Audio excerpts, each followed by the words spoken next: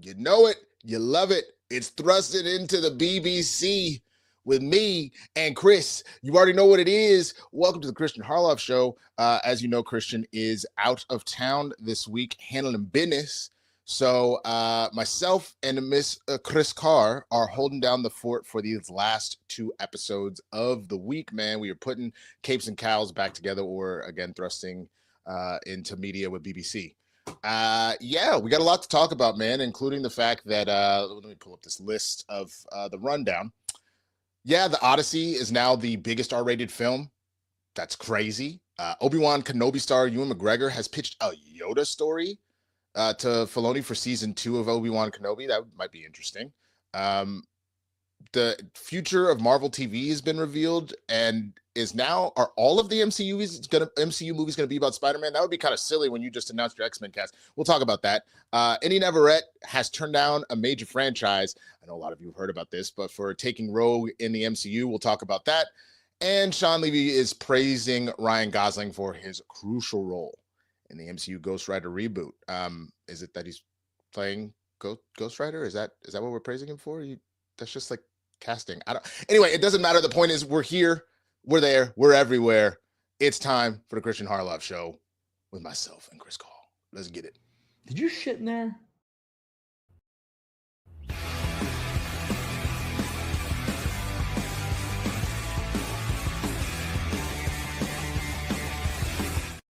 You know that I don't subscribe to this idea that capes and cows is gone the way that Kristian does. So of course I have to play the intro music. It's myself and Kris. We back. Every time I'm here, I'm gonna play this damn music because it is the greatest theme song that ever did theme song. Like, it just inspires you to want to kick ass, doesn't it, Kris Carr? Hell yeah, it does. They tried to keep us apart, buddy. They tried to stop us. They can't. Ooh, I'm in the Galinda bubble. Oh, nice. Oh, yes. Man. I didn't even know that was an option. Way to go, PLD. That's even though I am not Kris Carr, unless we're saying we're doing a white chicks like 2. I'm here for that though. I really am. I feel like that. I think you'd do a solid Kris Carr. Okay, hold on. Let me see. Let me focus up. I gotta turn this down just a little. Let me know if you want any of Logan's tips for impersonating me. Okay, hold up. Let's see. I feel like, I don't know why, but for some reason the Final Fantasy theme music feels like the way to go with this. Be like, hi everyone, I'm Kris Carr. I am the greatest, and by greatest I mean the absolute best voiceover teacher you have ever met in your life. If you want to become, I don't know, just magical, whimsical, and if anything, rememberable, you definitely want to come and listen to the Two Filthy Pods podcast, as well as Speak Friend Studios. We make you sound like the best you that ever could you. I mean, that's pretty solid. It needs some work. It needs some work. You're being I closed polite. my eyes and I thought Kris was talking. Oh, wow. Guys. It really, to do a solid impression of me, it is just, can you make your eyes as big as humanly possible? That was the thing. The physicality was there, but I haven't been working on my voice stuff quite as much recently, and so I probably should go to Speak Friend Studios, to be honest with you. But you've been booked and busy though. It's been wild. It's been a wild couple of weeks. I am very grateful for it. I also don't know where I am half the time. Like, to the point where this morning, I woke up at like 6:30. I was like, I would really love to sleep a little longer. And then my mind was like, well, you got 2 options, bro. You can sit here and play on your phone because you know you're not going back to sleep, or you can get up, go to the gym, because this is the only time in your day that you'll have time to do that, and then start your day. And so I guess I went with option number 2, hence the shaker bottle. I apologize for anybody that doesn't like ASMR. But how are you? Enough about me. How are you? I'm doing pretty well, bud. I got an incredibly nice rejection letter from your agency, which was honestly, I was so happy to hear something. Well, that's good. Because so many people don't. And, I know people are going to be like, girl, you're so delulu. But every no gets you closer to a yes. You know what I mean? That is true. I'm so curious was it just like what did it say? If you don't mind me saying. It was just hey, we looked over your materials. We really, really enjoy your stuff. We don't think we're a good fit for you right now, but Fair. Keep us in the loop, which usually for me means there is some other big-eyed brunette on your roster. And I get it. Especially since I mostly do VO. And that was my only thought that I was thinking about when like absolutely, like that's why I had hit you up and I was like, yeah, you should do it. That was my only concern is as I went through the roster after I recommended you reach out, I was like, ah, shit, they just added like a 7th brunette. Like, this might be clone troopers, man. We're everywhere. Maybe you should have been Rogue. I feel like gosh. On top of the fact that, like, look, Indy is indeed fine as hell, and she's a very talented actress. I think she's gonna kill it, and we'll talk about that more. But it's so funny as like a lot of Black superhero Twitter has been like, "Hey man, but is she thick though?" And like it's just, "Hey man, she's Southern Belle, you know she got them thighs," and I was just like, yeah, she does. So you would have absolutely crushed this, bro. I would have crushed you should be it. Rogue. Literally. It would have been fantastic. Kevin Feige, you can still call me for Squirrel Girl. We can still do this. We can make it happen. Please call her for Squirrel Girl. I'd love it. Please. At bare minimum, if not for on screen, there's no reason you shouldn't be the voice of Squirrel Girl in every iteration that is animated. Like, period. I'm telling you. Yeah. No, man. Oh, and also I did D23 and that was super fun. Dude, your coverage was awesome. Oh, thank you. Yeah, I was genuinely very, very impressed by your coverage of D23 and everything, man. It was fun to see like extra vids of you all over the weekend, man. That was a good time.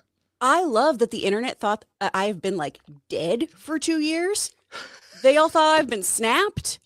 It's so the comments are so sweet, which is great. But it was just like, man, I was wondering where Kris Carr's been. I've really missed her. I'm like, but here, literally right here. I've been here for 2 years. Has it been 2 years already? It's going to be 2 years in May for me being a regular. Gotcha. Holy okay. Shit. Exactly. That's exactly where I'm at. I cannot believe time is passing like that, man. But, it's pretty nuts. Yeah. But either way, I'm so glad to be back together with you again, my friend. Let's get into these stories though. We got a lot to talk about. Mm-hmm. Let me see. Screen share. Allow this right here. Alrighty. Ta-da. The Odyssey is now the biggest R-rated film known to man. Christopher Nolan's The Odyssey has overtaken Deadpool and Wolverine to become the highest-grossing R-rated movie of all time. As of today, the film is up to $1.34 billion worldwide, surpassing the $1.33 billion the Marvel film did in 2024. Nolan also holds the 4th place record with Oppenheimer at $983 million. Joker is 3rd with $1.07 billion. Domestically, The Merc with the Mouth is still in front at $632 million to Odyssey's $515. Nolan's film could potentially surpass if business keeps going into September. Now, this film has been the most successful movie of Christopher Nolan's career with box office prognosticators. I can't believe I actually pronounced y'all. Wow. Do we have an applause? Clap that up. Prognosticators? Thank you, Shakespeare. You were clearly making me a smarter man. The film has become the most successful movie of Christopher Nolan's career, with box office prognosticators estimating the movie will finish at around $1.6 billion worldwide, surpassing Nolan's previous highest-grossing film, The Dark Knight Rises, at $1.08 billion. What Nolan does after this remains unclear. The filmmaker essentially has carte blanche to do whatever he wants, and The Odyssey showed he can command a massive budget because his films will make it back. Deadpool star Ryan Reynolds has congratulated the film on social media for beating his record, adding, "That is one hell of a car." So, Kris, yeah. I just got to ask, like, where are you at hearing all of that? Do you think that this is well-deserved? Do you think that are you shocked by this? Do you think it's going to hit 1.6 as they're claiming and getting that close to that 2 billion mark? Where's your mind at hearing all of this? I definitely think it's going to hit 1.6. People keep going back to see this movie, this very long, epic movie. It's that good. And so... Why? Why PLD? It doesn't even make sense. Stop making me Kris Carr. If you're gonna do it, make me the little bubble. Let me sit in the little like Tinkerbell bubble. That. Stop doing this. So I think that people keep going back to watch it. I honestly keep forgetting that it's R-rated. Right. Like I just that keeps. I guess I'm so desensitized at this point where it's like, was it R-rated? Oh my gosh. And then you look back at it and go, yeah. But I do think it's going to cross that threshold. I think this is just such a, like, not to sound glib about it, it's such a textbook cinematic film. Like, we knew this was going to be Oscar bait. We knew this was going to be something that felt like grand and sweeping, and it's Nolan, who rarely misses. So I feel like it was just one of those kinds of no-brainer investments for studios. Audiences have really, really dug it, regardless of if you are, a hardcore cinephile, if you do like, ancient Grecian text, if you just like a cool kind of action-y movie. It really just hits a lot of things for a lot of different audience members. Yeah, the one thing that I dislike about being this busy is it doesn't leave a lot of time to go re-explore things. The one thing I really wanted to do is go and see Odyssey again, preferably in IMAX if I could, because I had to see it in a standard format previously. Yeah. Same with Spider-Man. I just legitimately have not had time to do either of those things. And I think why it bothers me is because both of those films are actually, there's so many layers. It is so intricately woven together. The same way that Anne Hathaway was out here weaving that damn, what was she making? She was making not a shawl or like a tapestry. Yeah. Yeah. It's so intricately worked. I want to go back and fully digest it even more than what has kind of gone through. So I know that that's why both of these movies have easily cleared $1 billion and look close to pushing. I think Spider-Man passed 2 already. Like a day ago, it passed the 2 billion marker a couple days ago. And then why this will get to 1.6, I agree with that as well. Nolan put so much in there, whether to be debated or really to just kind of like make your brain just like think and sit on it. And I don't feel like as of late, well, I take that back. This year, for all the movies that didn't make you sit here and think, there's been a lot that have made you want to go back and revisit. I think Obsession is another example of that. There was so much going on in that movie. It made you want to try and figure out the mystery. Okay, what is actually possessing Nikki the entire time? Like, why is Bear such a piece of shit? Those are the things that are like so well drawn out. And Nolan did the same thing here. So I think it's a no-brainer why it has passed the numbers that it has, and it will continue to rise. What do you think Nolan should do next? Like, what would you be excited to see him do? Well, I mean, he's done a little bit of everything, right? Because we've had the superhero fare, we've had some sci-fi, we've gotten this, great epic. I don't know. I'd love like another kind of like mystery thriller situation from him. I'd love something that has like a lot of fun twists and turns and intrigue. I would love the loudest rom-com of all time. Yo, just a rom-com with so much bass. Bro, Christopher Nolan doing a rom-com would genuinely be the most excited I would ever be for a film, maybe ever. Can you honestly imagine? Take what you just got out of Penelope and Odysseus and have the two of them in a rom-com. I would absolutely be here for that. I think it'd be so fun. What are you looking for? You broke my brain. That is what I want. I want Christopher Nolan to do a rom-com just to see if he could do it. I mean, other than that, maybe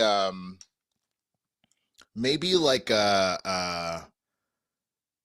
actually, I would love for him to do a spoof film. I would love to see if he could pull that off. Like, let's literally see if he genuinely can go out as like the greatest, director of all time. But like, imagine him doing spoofs of his own epics. Like, he just clowns himself for 3 hours. Like, or even better, he tells everybody the runtime is 4 hours. The movie's like 90 minutes long. So he just like, just as far as all of that goes, I feel like that would just be hilarious. And what the last, I guess that would be 2.5 hours of whatever's supposed to be the runtime. It's just him just staring at you. It's a 2.5 hour long post-credit scene, just staring right into your soul.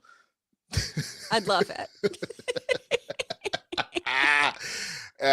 Of course they're horrible ideas. That's why they're fun. Yeah. Like, come on, yeah. Superman.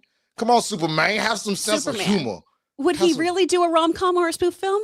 No, but allow us to dream. Superman, your name is a spoof rom-com. Get the fuck out of here, Superman. I want to see Nolan directing Penny Barber. That's what I want to say. Yo, relax, PLD. I didn't know you were out here in these streets like Mike just gooning, bro. Like, relax. I love Snatch. I mean, can you manage that cinematic experience? IMAX, Penny Barber, IMAX screen. Come on now. That's a lot, Brody. That is a lot. I guarantee you though, the absolute minute that the next Christopher Nolan movie happens and Penny Barber shows up, PLD's gonna be up out his chair like this.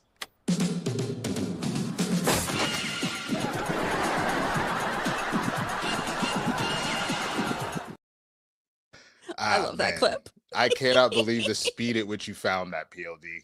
That was hilarious. Literally hilarious. But yeah, we're curious. We're curious what you think, y'all. What do you think about the Odyssey and its incredible success? What do you think Christopher Nolan should do next? You gotta get in those super chats and let us know what you're thinking, or get down in the comments if you're watching this on the replay and let us know what you're thinking, because we do this show for you and we are a community. And the community needs to speak on it them damn selves. So let us know what you think one way or the other. And while I finish shaking up and crushing this smoothie and hopefully calm my brain, a lot of like adrenaline and endorphins going right now. I apologize for that. We're going to play this wonderful message from one of our sponsors, man, that keeps the lights on. So check this out. I don't know how far back it was, but Cash App came to the show and I was like, oh yeah, I'm gonna give it a shot. It's a must. Have to be. You're not up to speed already. Cash App, it's more than just a safe way to send and receive money. With the Cash App card, you unlock tons of perks without all the hidden fees. Now, enjoy benefits like exclusive early access to nationwide concert pre-sales. You got Kendrick Lamar, Sabrina Carpenter, to name just a couple of recent examples, plus discounts on everyday purchases and popular brands you're probably already spending money on. You add your card to your digital wallet and you make your money moves easier. Cash App does more than you think when it comes to having your back and making sure your money stays your money. Cash App just released a new status program for the way people actually spend called Cash App Green. So when you spend at least $500 a month with the Cash App card, you earn green status. That unlocks benefits like up to $200 of free overdraft coverage. If you overdraft unexpectedly, there are no hidden fees. You also unlock higher borrow limits and custom personalized cashback offers every Friday at places that you love to shop. Cash App can do way more than you think to make your money work for you. If you direct deposit at least $300 in paychecks each month and use the Cash App card for purchases, you can earn interest on your savings. There's no hidden fees, no minimum balance requirement. Don't let your money sit around and just gather dust. Make it work for you. Take advantage of interest savings on Cash App today.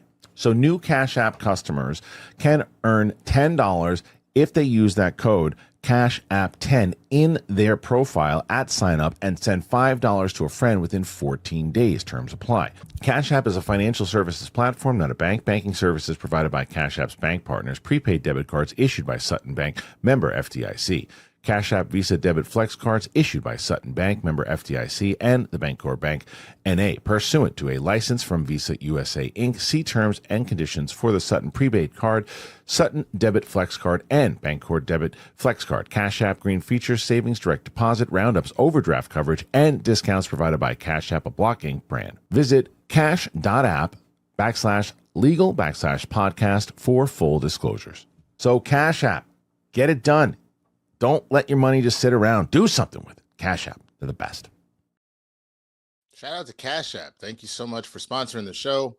Cash App's a real one, man. I had to replace my windshield earlier this year, and they actually had like I worked with Safelight, and they had like a whole payment plan. So I could have paid directly out of pocket, but I was like, I would like to not, please. And they allowed me to kind of break that up. So like Cash App's got a lot of really good stuff that they got going on, including all the stuff you just heard Kristian lay out there. Do you mind, Kris, if I do a minor audible to the story? We'll still do the other stories, but this was something that someone brought to my attention yesterday. And considering we cover all things entertainment, I thought this was kind of, and knowing me and you are both gamers, I figure you would appreciate this story.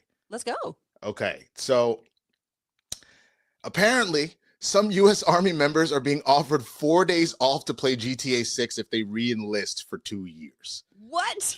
Yeah, I know. So GTA 6 is indisputably this year's most anticipated video game and is now serving as a tool for at least one of the U.S. Army's units to encourage soldiers to re-up their military service commitment.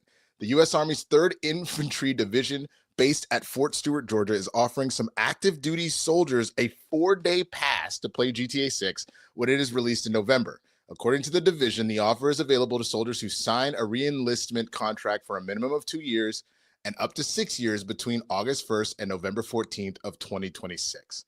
The idea was to have a unique incentive program that connects to what soldiers are interested in, said Lieutenant Colonel Angel Tomko, spokesman for the 3rd Infantry Division, that they said in a statement to Variety. So far, 20 of the eligible 130 soldiers in Fort Stewart's 9th Brigade Engineering Battalion have enlisted with the Army thanks to the GTA 6 perk, according to Tomko, confirming a CBS News report on the program. The battalion has a new career counselor who approached unit leadership with an idea for an updated creative incentives program to reach fiscal year 2027 re-enlistment goals.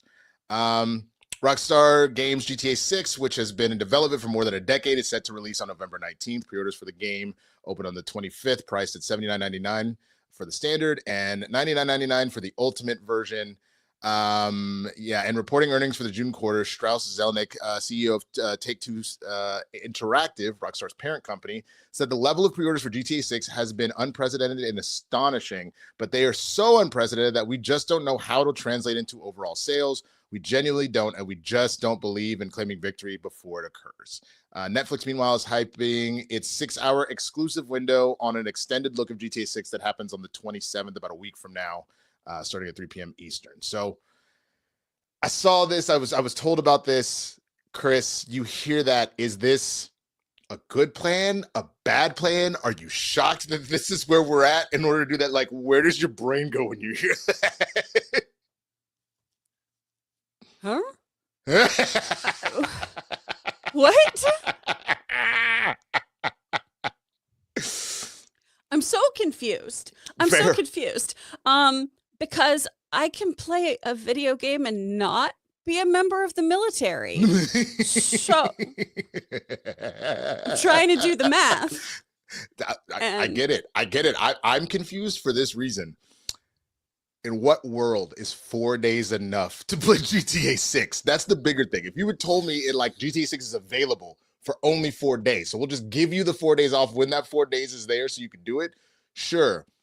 But considering how long it took to develop a game, how this game has a tendency to suck you into a dark void like any of the previous GTA titles, and then you just live there for pretty much the rest of your existence, how is 4 days nearly enough? If you had told me that it's like, you normally get 2 weeks vacation per year as part of the armed forces, we'll give you an entire month. If they had said 4 weeks, yeah, and to start off your deployment so you could go and play GTA or whatever, or you get a special, you teamed up with Take-Two Interactive and a special U.S. Army only like equipment that you get in the game or something, sure, but otherwise, this actually doesn't make logical sense. And I don't know why anybody, like they already said, what, 20 people did this? 20 of the 130, which, small pool.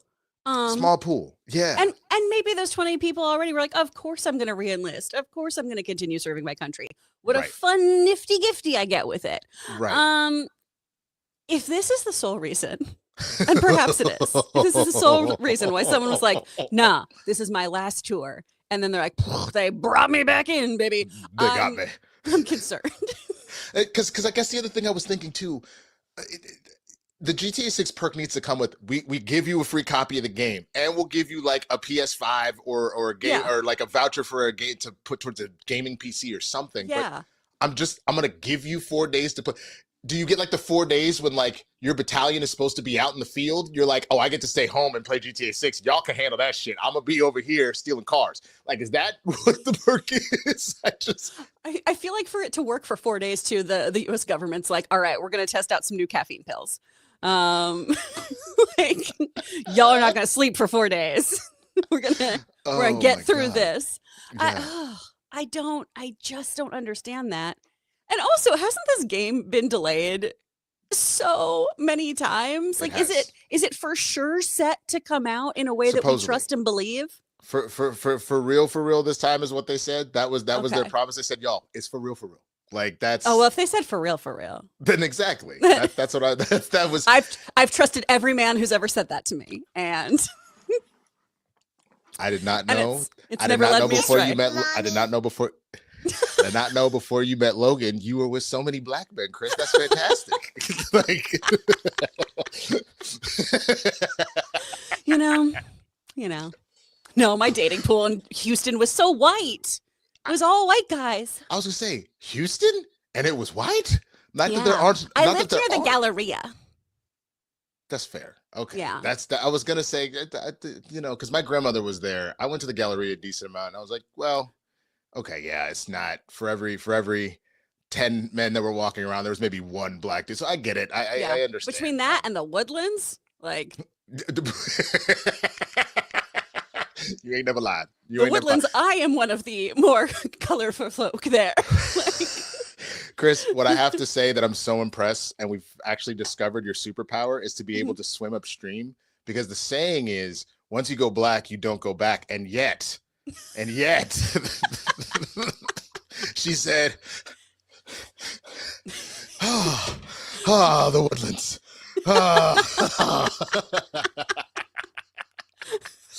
Oh man. we're all the blonde men. Yeah. I did, exactly. Well, no, I love Logan to death. That Logan, I'm gonna tell you right now, if there were ever a white man that I would find myself trying to date, it would be Logan. He is pretty spot on fantastic. He's pretty dishy. I like that one. No. Good job, Kris. Thank you. Yeah. Now, did you think that this is a good job on the US Army to offer GTA 6 for 4 days in order to be enlisted in the Army for 2 years? Does that ratio make sense to you? You let me know in those comments, and please send in those super chats if you would like to see Kris and I together more often. I think if we win this week, and we have 2 opportunities to do it, we have today and tomorrow, that Kristian cannot undeniably keep us apart. He would have to put these 2 gorgeous faces together on the regular if we could win this week. So Yes, please. Please send those in, and then you can get more of Thrusting into the Media with BBC, as Ron H likes to call it, man. So let's keep it pushing back to what we were supposed to talk about, and that indeed is Obi-Wan Kenobi star Ewan McGregor has pitched a Yoda story to Filoni for season 2. Lucasfilms has yet to reveal plans for any additional Star Wars TV series beyond next January's Ahsoka season 2. Not unlike Marvel Studios, it seems the idea is to restore the franchise to its former big screen glory, reestablishing it as a theatrical property instead of a streaming one.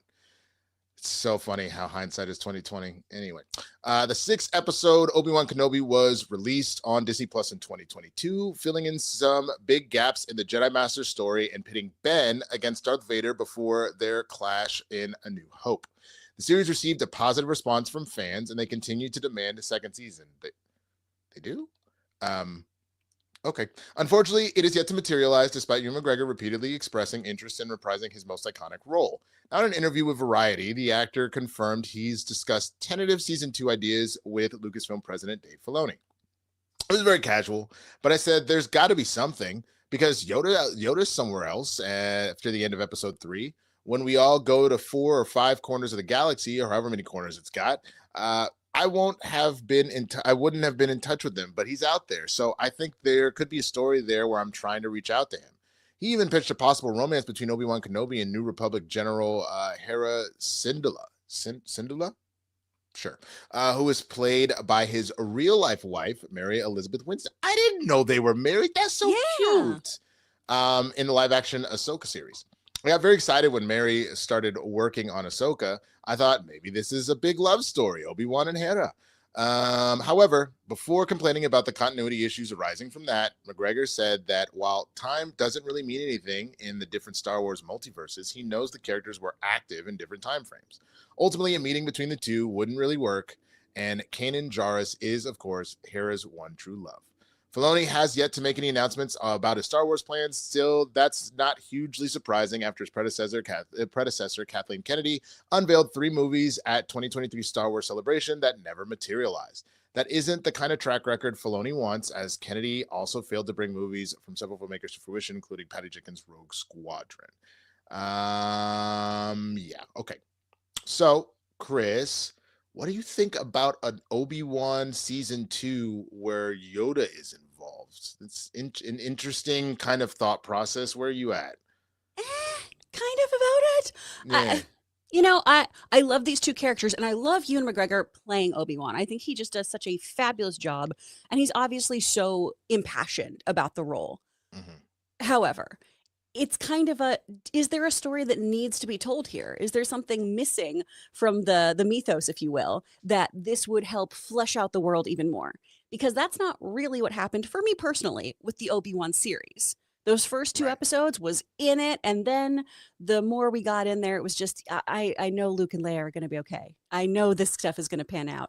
What are you trying to teach me in this story? And I think there were little kernels of, this dark time in Ben's life, where he really isn't himself, and he's struggling to find his own identity and what his purpose is in this world, yada, yada, yada. There were little moments of gold. But on the whole, it really didn't do much to move the needle or progress this story in any way for me. I agree. And so that'd be my concern about doing something like this is, okay, is there something here that is going to really enhance my Star Wars viewing so that the next time I put on A New Hope, wow, I'm going to look at Obi-Wan Kenobi in a whole new light. And I feel like that's not what's going to happen here. I could be wrong. And I know a lot of people love revisiting the kind of like original characters and everything, but I'm in a point where I'd like to either go forward in the timeline or way, way back in it. I agree. I fully agree. I didn't know that people were clamoring for an Obi-Wan season 2. I feel like it's just Ewan McGregor. I literally thought that this guy. Yeah. Okay, let me ask you. No. Stay in your bubble. Stay in your bubble. I want to ask you a question. PLD, it's you and Logan. Again, you guys are soulmates. Apparently, man. Damn, Logan out here getting all of the biddies, bro. He locked down Kris. Apparently, my ass is interested. Now PLD and his little bubble won't float in and be like, ooh, look at Tinkerbell. Like, I just... PLD, real talk though. I know people love the fan edits of Obi-Wan for sure, but my genuine question is this something as the resident like Star Wars super fan here? Is this something that people are genuinely clamoring for? There's definitely. Well, here's the thing. I think part of it comes from people love Ewan McGregor as Obi-Wan. In general, I think so. While we have him and he's clamoring to do it, it feels like that's a no-brainer to do some kind of story with him. Sure. Now, what that story is, I agree. I don't know what necessarily would be the good story for it. I do know in my own head, there's stories that could be told. For example, I would love to see a story between Obi-Wan and Commander Cody, the Clone Wars captain that betrayed him. Like after the Order 66 happens. That's kind of interesting to see Obi-Wan meeting like Cody long time after, because Cody hasn't appeared much in the media, even in the animated stuff. He was in Bad Batch, but he kind of left the Empire during Bad Batch, and we don't know where he went at this point. I think there are stories you could tell that would be engaging. I don't know if that's the kind of stuff that would be way too inside baseball. Absolutely could be, for sure. But I think a lot of the clamoring for season 2 is just basically, we have a guy like Ewan McGregor who is universally beloved as Obi-Wan, and he wants to do something, so why can't we do something? Which is fair, but my follow-up question is then, do we really need to go back to what this Obi-Wan series was? Because again, were there kernels of goodness in there? Sure, but I think the general like acknowledgement is that overall it was like, why did we do this? You know what I'm saying? So like, you still want. I'm fine with you using Ewan and bringing, Obi-Wan back into the fold, but I don't know. Especially if you're trying to build up good faith going forward. You know what I'm saying? I do. And I also agree. I think the main problem was this was initially intended as a movie. They had a good script for a movie, maybe even a movie trilogy. Then Solo happened. Everybody got scared. And so they turned it into this like 6-hour series, and they added like the Reva storyline. I didn't mind the storyline. I just didn't think it fit necessarily in a show called Obi-Wan Kenobi. So it felt like they just had to spread this out, and too much butter over your bread kind of thing got spread too thin a little bit. But if they had focused on that initial, idea, that movie focused, then we potentially could have had something special. Unfortunately, we got left with, we have some of the good stuff here, and then we have all this other stuff to fill it out a little bit. Yeah, because go ahead, Kris. I was going to say, I know this wasn't everyone's favorite theory, but I really would have liked to have Rey be Obi-Wan's daughter if she was going to be connected to agree. people. And I would have loved the series to be about that, like Yeah. having that relationship, doing something that is, the exact thing that led to Anakin's downfall, so to Right. speak, of betraying the Jedi Order and how Obi-Wan has to wrestle with that and stuff. And I know that's, coulda, woulda, shoulda kind of thing. That's a wishful mentality. But I just feel like, yeah, there's so many more interesting things you could have done Right. than just like, hey, remember when he had to watch these kids? No, I fully agree because like even the idea of him being that hermit, he's trying to hide away. I'm not the Jedi, like leave me alone because he's trying to like survive. Right. It would have been far more interesting to have one of those kind of like as a movie or even as a series, one of those kind of Western feels where it's the cowboy that like nobody knows he was a cowboy and he's in this town and here comes the Empire effing it up and someone realizes like because he saves one person and they go, you have to help us in this town. And he's like, I really can't. Like, Right. I really have to lay low. Please leave me alone. Instead of this randomly, here's Leia, keep her safe. And then fight. None of that makes logical sense to me. As far as that went, again, did I enjoy the fight? Sure, but it was one of those things where it's like you're kind of taking it even more out of the element and forcing us something that just doesn't make necessary sense. Right. To where we ultimately end up with the New Hope. So something where he was off the grid trying to protect somebody but still protect his identity would have made a little more sense to me personally. Another wild swing could have been I don't know if this would have been acceptable to the wider audience, but I love the metaphysical aspect of him exploring the Force with Qui-Gon because we learned like he I learns agree. to contain his consciousness. We could have had a whole like story of like Obi-Wan with the Force and with Qui-Gon and even Yoda could be involved in that way in a way and just seeing what happened where they are. It'd be a little less actiony, but I think it'd be much more interesting to delve into that philosophy of the Jedi and see how that went. Absolutely. Or let us finally see what, it's very briefly mentioned at the end of episode 3. And I don't know, because I haven't seen all the in-between stuff that has come through. I would have loved to see him working with Qui-Gon to learn how to do the Force Ghost shit so that he actually, instead of just telling us about it, let us see that and let that be the main thing. So he doesn't want to save this town, right? And then Qui-Gon comes to him the way that Ben came to Luke, being like, hey, man, I trained you better than that. You got to do the thing. First of all, how are you here? You're scaring the shit out of me. Second of all, okay, how do we do this? Teach me how to do this so when it's my time, I can also help pass on knowledge. That would have been dope. But I agree. But sorry, didn't mean to cut you off, Kris. I was just going to say, but what do y'all think? Because I know we got to keep it pushing to the next story. Let us know, what are your Obi-Wan ideas? Do you like the idea of a Yoda story? Do you want to keep going on with an Obi-Wan Kenobi, or you're good and you want to push out either far in the past, as Kris mentioned, or move on to the future? Let us know and keep sending in those super chats, man. We are trying to win this damn thing, and we're going to keep it pushing to the next story. Marvel Television's future has been revealed, but what will the MCU movies now be all about Spider-Man? Much has been said about Marvel Television's plans for a live-action series moving forward. Vision Quest will conclude the WandaVision trilogy this October, while Daredevil Born Again Season 3 is set to be released on Disney Plus next spring. Beyond that, nothing has been announced. There are concerns that The Man Without Fears TV series will be abruptly canceled again, with a shift to much cheaper animated shows aimed at a younger audience on the streaming platform. Fortunately, we have a positive update from Puck. According to the outlet, there are multiple live-action Marvel series in development for Disney Plus, with announcements expected soon. Marvel Television is confirmed to host a panel at New York Comic-Con on October 8th, so that could be where we learn more about these small screen plans. There have been rumors about additional special presentations, but there's currently no word on who would feature in any future Disney Plus projects. However, the Wall Street Journal's Ben Fritz said the era of prestige and expensive Marvel limited series is over after Vision Quest, but they certainly like to find a new live-action show with multiple season potential that's not closely tied to the movies and doesn't cost too much. Back to that original report, it sounds a lot like the $2 billion success of Spider-Man Brand New Day has not been lost on Disney or Marvel Studios, even if they have to share the web slinger with Sony Pictures. Among all the news coming out of D23, the biennial event where Disney super fans pay hundreds of dollars to watch trailers. Wow, it did. Wow. Drag 'em. Wow. Holy wow. Hold on. The shade. Where am I missing this? Who said this?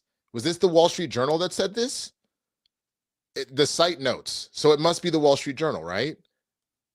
Let me pull it back up so you can see it. If I'm reading this correct, the Wall Street Journal, yeah, this is still okay. Because I thought for a minute Disney said that about themselves. And I was like, they just, okay. Anyway, among all the news coming out of D23, the biennial event where Disney superfans pay hundreds of dollars to watch trailers, it didn't escape notice that not a single new Marvel show was announced for Disney+. I guess our plan is just Spider-Man, one executive texted me on Sunday, half kidding. Disney receives some of the profits from Marvel Studios' produced Spider-Man movies, but primarily benefits from merchandise sales.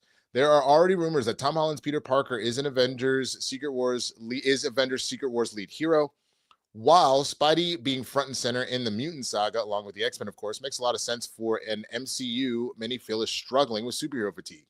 Talking of brand new day, some new images from the movie have been released today, showcasing several spoilery moments from the blockbuster, yada, yada, yada. Okay. First of all, congrats to Ben Fritz of the Wall Street Journal for pretty much just pulling it out and throwing it on the table and going, say something, Disney. Like, how you go say they pay hundreds of dollars to watch trailers? You an ass for that, bro. Like, that's a roasting if I've ever heard of one in the newspaper. Wild. Yeah. Well, I mean, this is also where, like, they'll talk about, these same people I usually find talk about the prestige of going to CinemaCon. Yeah. Where that literally is the entire thing. Yeah. So, yeah. And also, if it makes you happy, follow your bliss. Follow your bliss. That's fine. what I'm saying. Like, just let people have nice things, Ben. I bet you go to cheese festivals, your ass just ended up with just the runs. Every time you leave, you out here, I had like 20 times of cheddar. And then you just hug it. The fuck out. As somebody who has gone to a cheese festival, they're delightful. I have also, well, no, I take that back. This is early. I think I had been with Kristen like 5 months. And early on in our relationship, because she works in marketing, and the firm she worked for at the time, they would always be a part with some of their clients at like these different type of food fairs or whatever else. So she took me to this burger one, which was amazing. I had the time of my life. And it kind of cemented even further, like, oh, I made the right decision here. This woman is incredible. Then she told me there was a cheese one. And as badly as I wanted to go, I knew that if I went, I would have to go. And I didn't want to scare her off. So I was like, let me acknowledge my lactose intolerance here and say, you should probably take another person to this. And she ended up taking one. Exactly. That's exactly what would have happened. Yeah. You got to lead with it. You can't hide the lactose intolerance. No. But yeah, that being said, we've gotten off base here. But Ben Fritz, okay. I think it makes sense that they're pulling back on doing incredibly expensive shows, because how are you making your money back, aside from some of the tiers that have advertisements? And I'm glad that they're not doing a ton of shows, because that was something concerning in the article at the top of this of, we're planning so much more stuff for Disney+. Oh, you are? Could we do theatrical things? Right. And again, I'm trying to find the value in doing some of these things as a streamer that's not necessarily interconnected to the things on screen. Now, if it's a whole bunch of stuff, like a one-off, like Werewolf by Night, heck yeah. If it's like the Punisher film, or special rather, where I get more insight into Frank Castle's character that I enjoyed and made my viewing of Spider-Man a little better for me personally, but, my pals didn't have to see that. That kind of stuff I think works. I'm just wondering how many people do actually want those things who aren't, Sure. in the deep like bubble of superhero fandom. Right. Because my friends who loved Spider-Man, who are not comic book people, Right. when I did did you watch the Punisher special? Why would I watch a Punisher special? Exactly. That's very fair, Mia. Why would you? I don't know. That's 100% spot on. I think. I honestly think that the only reason that Vision Quest will ultimately do well is because it is part of that WandaVision trilogy. I don't think anybody's out here in these streets just clamoring for Vision. But I genuinely think because of the success of WandaVision, because Agatha all along, even the people that were critical of it, like, have since admitted, at least from what I've heard, that like, look, this really wasn't for me, but it was made well. And I've seen enough people acknowledge that much and acknowledge how much of a talent Catherine Hahn is and everything else. Yeah. So only reason Vision Quest is happening is let's wrap this up one way or the other, close this storyline, etc., etc. Explain another like Maximoff Vision child.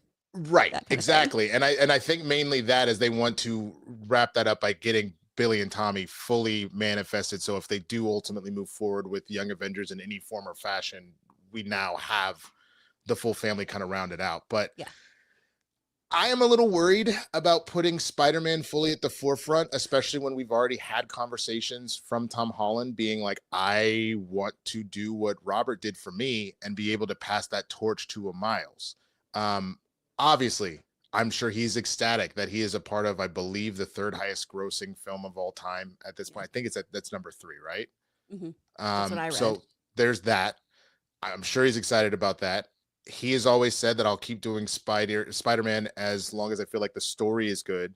But he's also expressed that he wants to go into soft retirement for a while and just focus on family for a bit and then come back around at some point. So like, I would assume that the idea of putting Spider-Man at the forefront seems a little off kilter, at least putting Peter Parker at the forefront, unless you're going to recast because of that innate desire. I mean, unless he comes back out and says, I don't care anymore. I'm very curious how they're going to convince him to do that, you know? Yeah. Well, and I'm wondering too, if it's more of a positioning the character of Spider-Man, not necessarily Peter Parker, but once that baton is passed to, but that also means that you do have to make sure that we fall in love with that character. And I saw in the chat here, someone did nobody cares about Miles. Tell that to the Spider-Verse box office, my guy. Real talk. Like, and the Oscar wins in the box office. And the comic book sales and he's a very important and big character. Just because we don't personally like something, and maybe in your case, you don't personally care about Miles, doesn't mean that like you are a monolith of that opinion. Okay. Yeah. But get him. Oh, dude. Hey, PLD. I need you to go and find. It is Method Man and Redman. It is from How High. It's where Redman is roasting, and so you just keep getting Method Man going. Get him. Like I need you to find that clip for me, please. Thank you, and sir. PLD, thank you. Brand New Day is the 8th highest of all time. Okay. It's the 8th highest? Oh, wow. I thought it had already. Third. I thought it had hit 3rd. I didn't know that. Okay, good to know. Are we switching it with opening weekends and stuff? Maybe that's it. I don't know. I looked up globally. Okay. Avatar, Endgame, Wave of Avatar 2, Titanic, Neja 2 from China, Force Awakens, Infinity War, Brand New Day. Okay. So it's still climbing now. Now I see that. Yeah. So it's at 2.039. Right. Sitting at number 8. So it's still got a ways to go. I guess to get to number 3, it needs to get to 2.34 billion. Okay. Which is possible, but Jesus Christ, that's a lot of money. Yeah. Well, and I think too, to your point as well, like not only is it odd to make like a Tom Holland Spider-Man the kind of epicenter of this universe, it's odd for the character Spider-Man in general. That's just not of service to his character. While he is a great team player, he is very great at de-escalating situations. He is wonderful at making teams come together. He is not the character who goes, I definitely am the one who should lead. And sometimes that is what you genuinely want. The person who doesn't want the position of power is who everyone else wants in charge for that very reason. But especially with where Peter Parker is in his life right now, and having Yelena tell him that he's a small potatoes person, like things like that. I don't think that you can make him the like absolute front and center of everything with everyone behind him. He's not your Iron Man. He's not your Captain America. And I don't say that as he's not a strong character. He is one of the most successful, popular characters of all time. And obviously this box office is proving that this version of him is a really, really great one. It just, to me, as a lifelong Spider-Man lover, Peter Parker lover, that was my first crush in the world, was Peter Parker. Loved him so much. That's not the guy. Because he's also so concerned about his own personal home, making sure his burrow is safe, and also just doesn't think that he has the capacity to do more than he already is. And typically, I think the other thing about it, which is what I think will ultimately come from Brand New Day in the first place, every time he kind of takes himself out of said neighborhood, he helps solve the problem, but he actually makes things so much worse for himself. And his life always crumbles after doing that. You think about Civil War. He trying to support Tony and everything. He unmasks himself. Now everybody knows who Peter Parker is. Aunt May gets killed. You end up with one more day and a brand new day and all that kind of stuff. Every single time he goes above and beyond his immediate scope, some shit always like has a backlash on him. So I think what's actually coming down the pipeline for Brand New Day, and I'm gonna go ahead and call this right now. I said it earlier in my review of Brand New Day. That inhibitor is going to be at the core of what makes the mutant control collars. That is, as they already started to apply it to Jean in that moment to keep her under wraps. Those mutant control collars are going to come.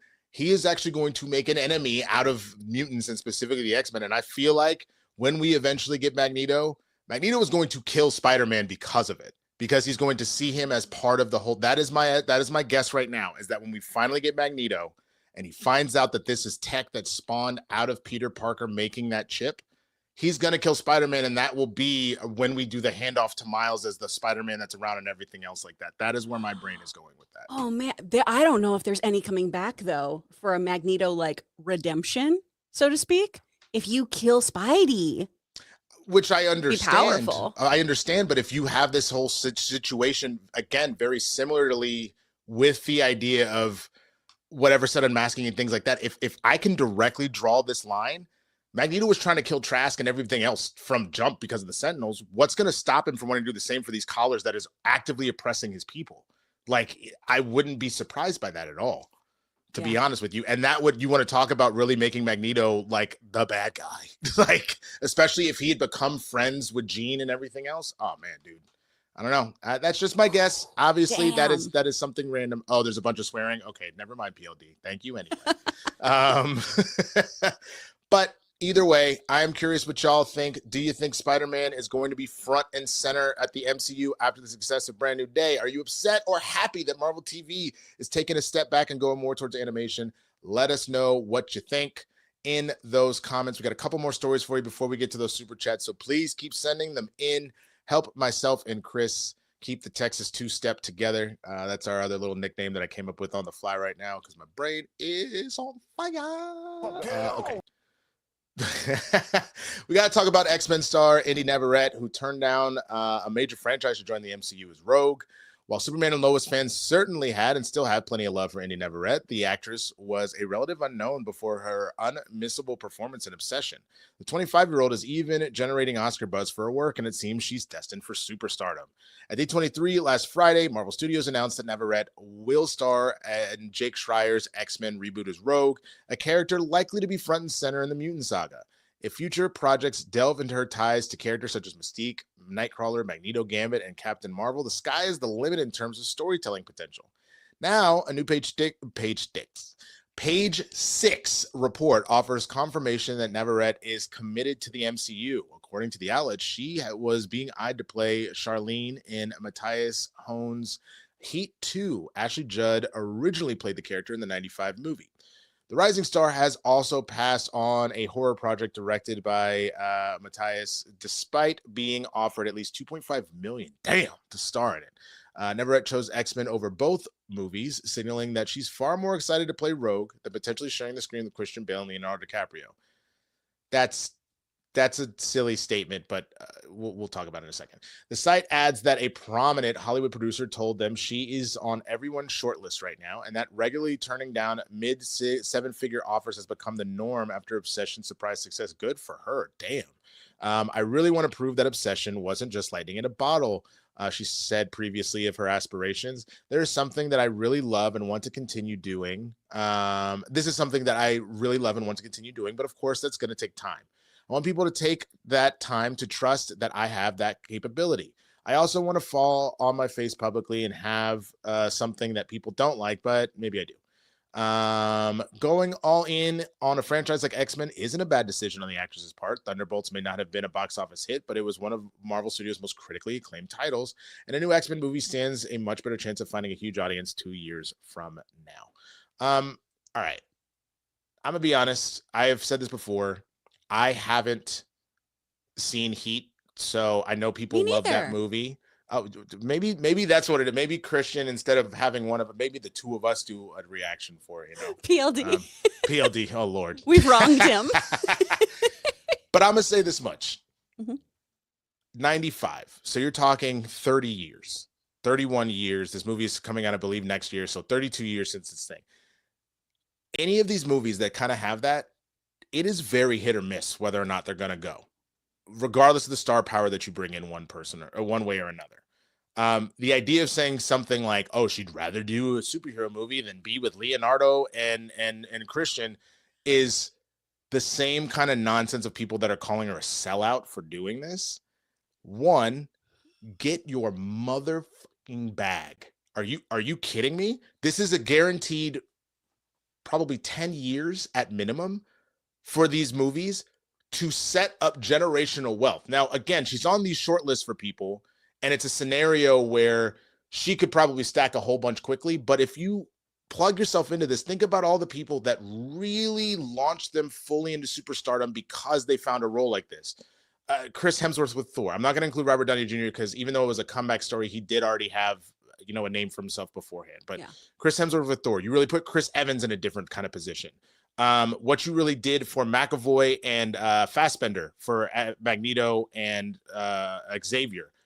Hugh effing Jackman. It's one of those situations where it just makes more sense for her to be an iconic character, get consistently paid for it, knowing that the MCU is going to take so good care of the X-Men, knowing that this is their cash cow going forward outside of Spider-Man. I don't understand why anybody would think, let me potentially do this one movie and then there might be some other stuff. Who's to say she can't be Rogue and then still go do those other things and work with Leonardo in a different movie and work with Kristian in another movie? It doesn't necessarily have to be this one. Heat is a good movie, but Heat ain't, up there with The Godfather, unless I'm missing something because I haven't seen it. I mean, Kris, where are you at on this? So to me, I'm on the same page as you of she can basically do the Glenn Close method. Glenn Close talked about how she did Guardians of the Galaxy so she could keep saying yes for as long as she wants to weird indie films. Whereas, I did this so I can just do anything I want forever. And that was one movie for Glenn Close, who again is another person with a storied career. So for somebody like Indy, who also has been very public and very honest in a way that I have found so refreshing about how she did not work after filming Obsession, how she was, Twitch streaming, dog walking, doing every odd job she could to make ends meet and stay in LA, you are going to think about, hey, what's going to set me up for success? What's going to be challenging as an actor, fun as an actor too? And also what is going to give me the kind of freedom that I as an actor want to have? At least that would be kind of my approach to here. And I don't want to put words in her mouth like this article does, saying she clearly is picking this over working with Leonardo DiCaprio and Christian Bale. That's so rude. I actually was kind of mad at that statement because that feeds into the internet trolls that have been essentially saying that. Yeah. And I always just think it's so interesting when people think that taking a good paying job is selling out. It's crazy. Now, if all of a sudden she started like, I don't know, and even this wouldn't be it, it'd be capitalizing it, but if she only started selling Nikki merch exclusively herself or something, or was doing something like that, I could see people going, oh, this is kind of a weird, quick cash kind of situation. She's taking meetings for movies. She's moving forward in her career. And I think it was Juju who said this maybe, where it was just you either become the villain after a while, it seems. We're the dark, it's the Dark Knight element. It's you either die the hero or live long enough to see yourself become the villain. So it's either Obsession is a mega hit and then we never talk about her again, or she starts doing stuff. Oh, you sell out, motherfucker. Seriously? How I just can't wrap my head around, how is she a sellout for working? And how is she a sellout, but the other actors in Marvel aren't? How are y'all pro Downey Jr. coming back, pro Evans back, and not saying they're sellouts, saying it's inspired, saying it's a masterstroke? It's weird and selective, and I don't enjoy it. So let this wonderful actress, who I have thoroughly enjoyed since Superman and Lois, do the work that she's excited about. And then after we see it, we can then make some judgments about, hey, do you think this was the right call? Is she a good fit for Rogue, et cetera, et cetera? We don't need to be throwing stuff around now. 1,000%. On top of the fact that you have to understand, I love bringing up sports as a metaphor for, the film and TV industry because there's so many parallels. Obviously, you can have a much longer career in acting than you can in sports just because of the wear and tear on your body, especially like say football. The average career of a football player is about 3 years roughly, both because of how competitive it is, but also just because of the wear and tear, right? With acting, think about the number of actors that at whatever point they just popped up out of nowhere and then you saw them disappear just as quickly. Mm-hmm. It's one of those situations where you have to hit while the iron is hot. And if you were being offered one of the most prominent roles that will be in the industry and it makes job security for a decade, there's no way that you say no to that. I always thought that what went down with Constance Wu with Fresh Off the Boat and everything was, I remember being directly mad at her putting that statement out there in the streets of like, oh, God damn it, when they got renewed for season 6 and people were like, why are you complaining? Yeah. But if you take, because she followed it up, if you take what she said in that at face value, she goes, I was upset and I should have done better about this, but I was upset because I understand there is a brief window to cement yourself permanently. You can be on a sitcom for 10 years and then nobody ever hears from you again. But if you hit while the iron is hot, you put yourself in there, you make a stamp for yourself, the sky's the limit at that point. That's what her frustration was. I don't think she handled it very well with how she put it out there, but I understand that situation. That's what indie is doing. You go and look at a football player, they're like, yo, you can either stay with your team right now, you could win a Super Bowl, but we can only pay you like $4 million a year, or you are so good right now, you can go play with this other team that's absolute dog water, and we'll pay you $25 million a year. Why wouldn't you go secure the bag? And then once you have set your money for life, you're not worried about that. Then you turn around and go, let me go get my Super Bowl ring. Let me go get my whatever. It's the same thing. Get your bag, cement your legacy, and then you can turn around and if you want to do all the indie projects all day, someone brought up Elizabeth Olsen. That is what she did with Scarlet Witch. She really stamped herself as a superstar, as Scarlet Witch. And then in between those Scarlet Witch roles, she would go out and do this and that she really loved or helped with her prestige and everything else. I think this is a great move for her. Yeah, absolutely. I 100% agree with this. Yeah. I'm also one of those jerks who was like, man, Constance Wu, so many people rely on this for work and da-da-da. And I was like, oh, if I read more. But I was so guilty of it. I was so guilty of it. I did the same thing. I was furious. I remember being so mad because I was young at the time too. So I'm sitting here thinking like, dude, I'm doing everything I can to get to a series regular on a network TV show that runs 6 to 7 seasons. Who doesn't want that? Yeah. But again, that is where that situation, I think social media is the worst, both for what she did and how we responded to it. Yeah.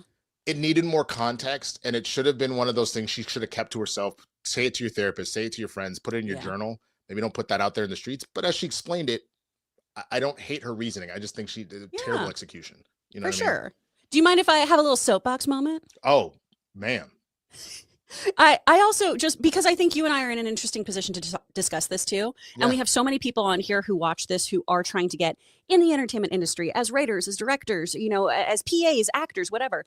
And I think there is this very limiting mindset that a lot of creatives have, that you have to struggle, that you have to be poor, Right. that everything has to be difficult, that you too have to have the Parker luck. And nothing's going to go your way because you have to make all these sacrifices and really struggle for the payoff. And that doesn't have to be the case, you guys. It really, really doesn't. You can have thrival jobs. You can have things that make you feel good and lit up. You can do work that pays you well and you're treated really well on set that also helps pay your bills. And I feel like every time I talk to a new artist or somebody who's just getting into this industry, they already have this mentality of like, well, it's okay that if I get like tossed around or treated like shit because I'm going to commit to my art. You can do both. You can. And so like, I want just everyone in here to kind of lose that idea of selling out. All work is good work. So like, we don't have to try to champion hardship in that kind of way.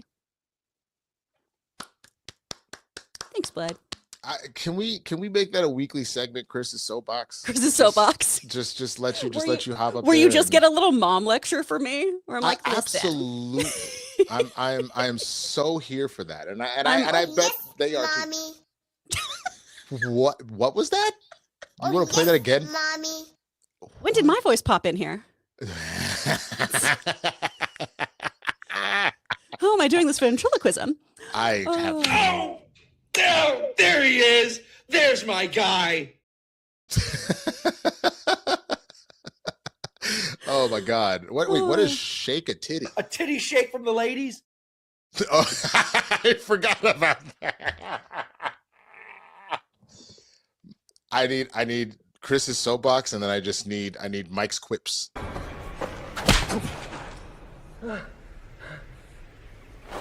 I'm alive, imbecile. I guess I need to go and finish House of the Dragon because that's hilarious. I'm assuming this is from the most recent season. Yes, I think Yeah, so. no. I fell off season 2. I did too. At the end of season 2, I was done. I was watching the show, and I was just like, Walker told me I had AIDS. I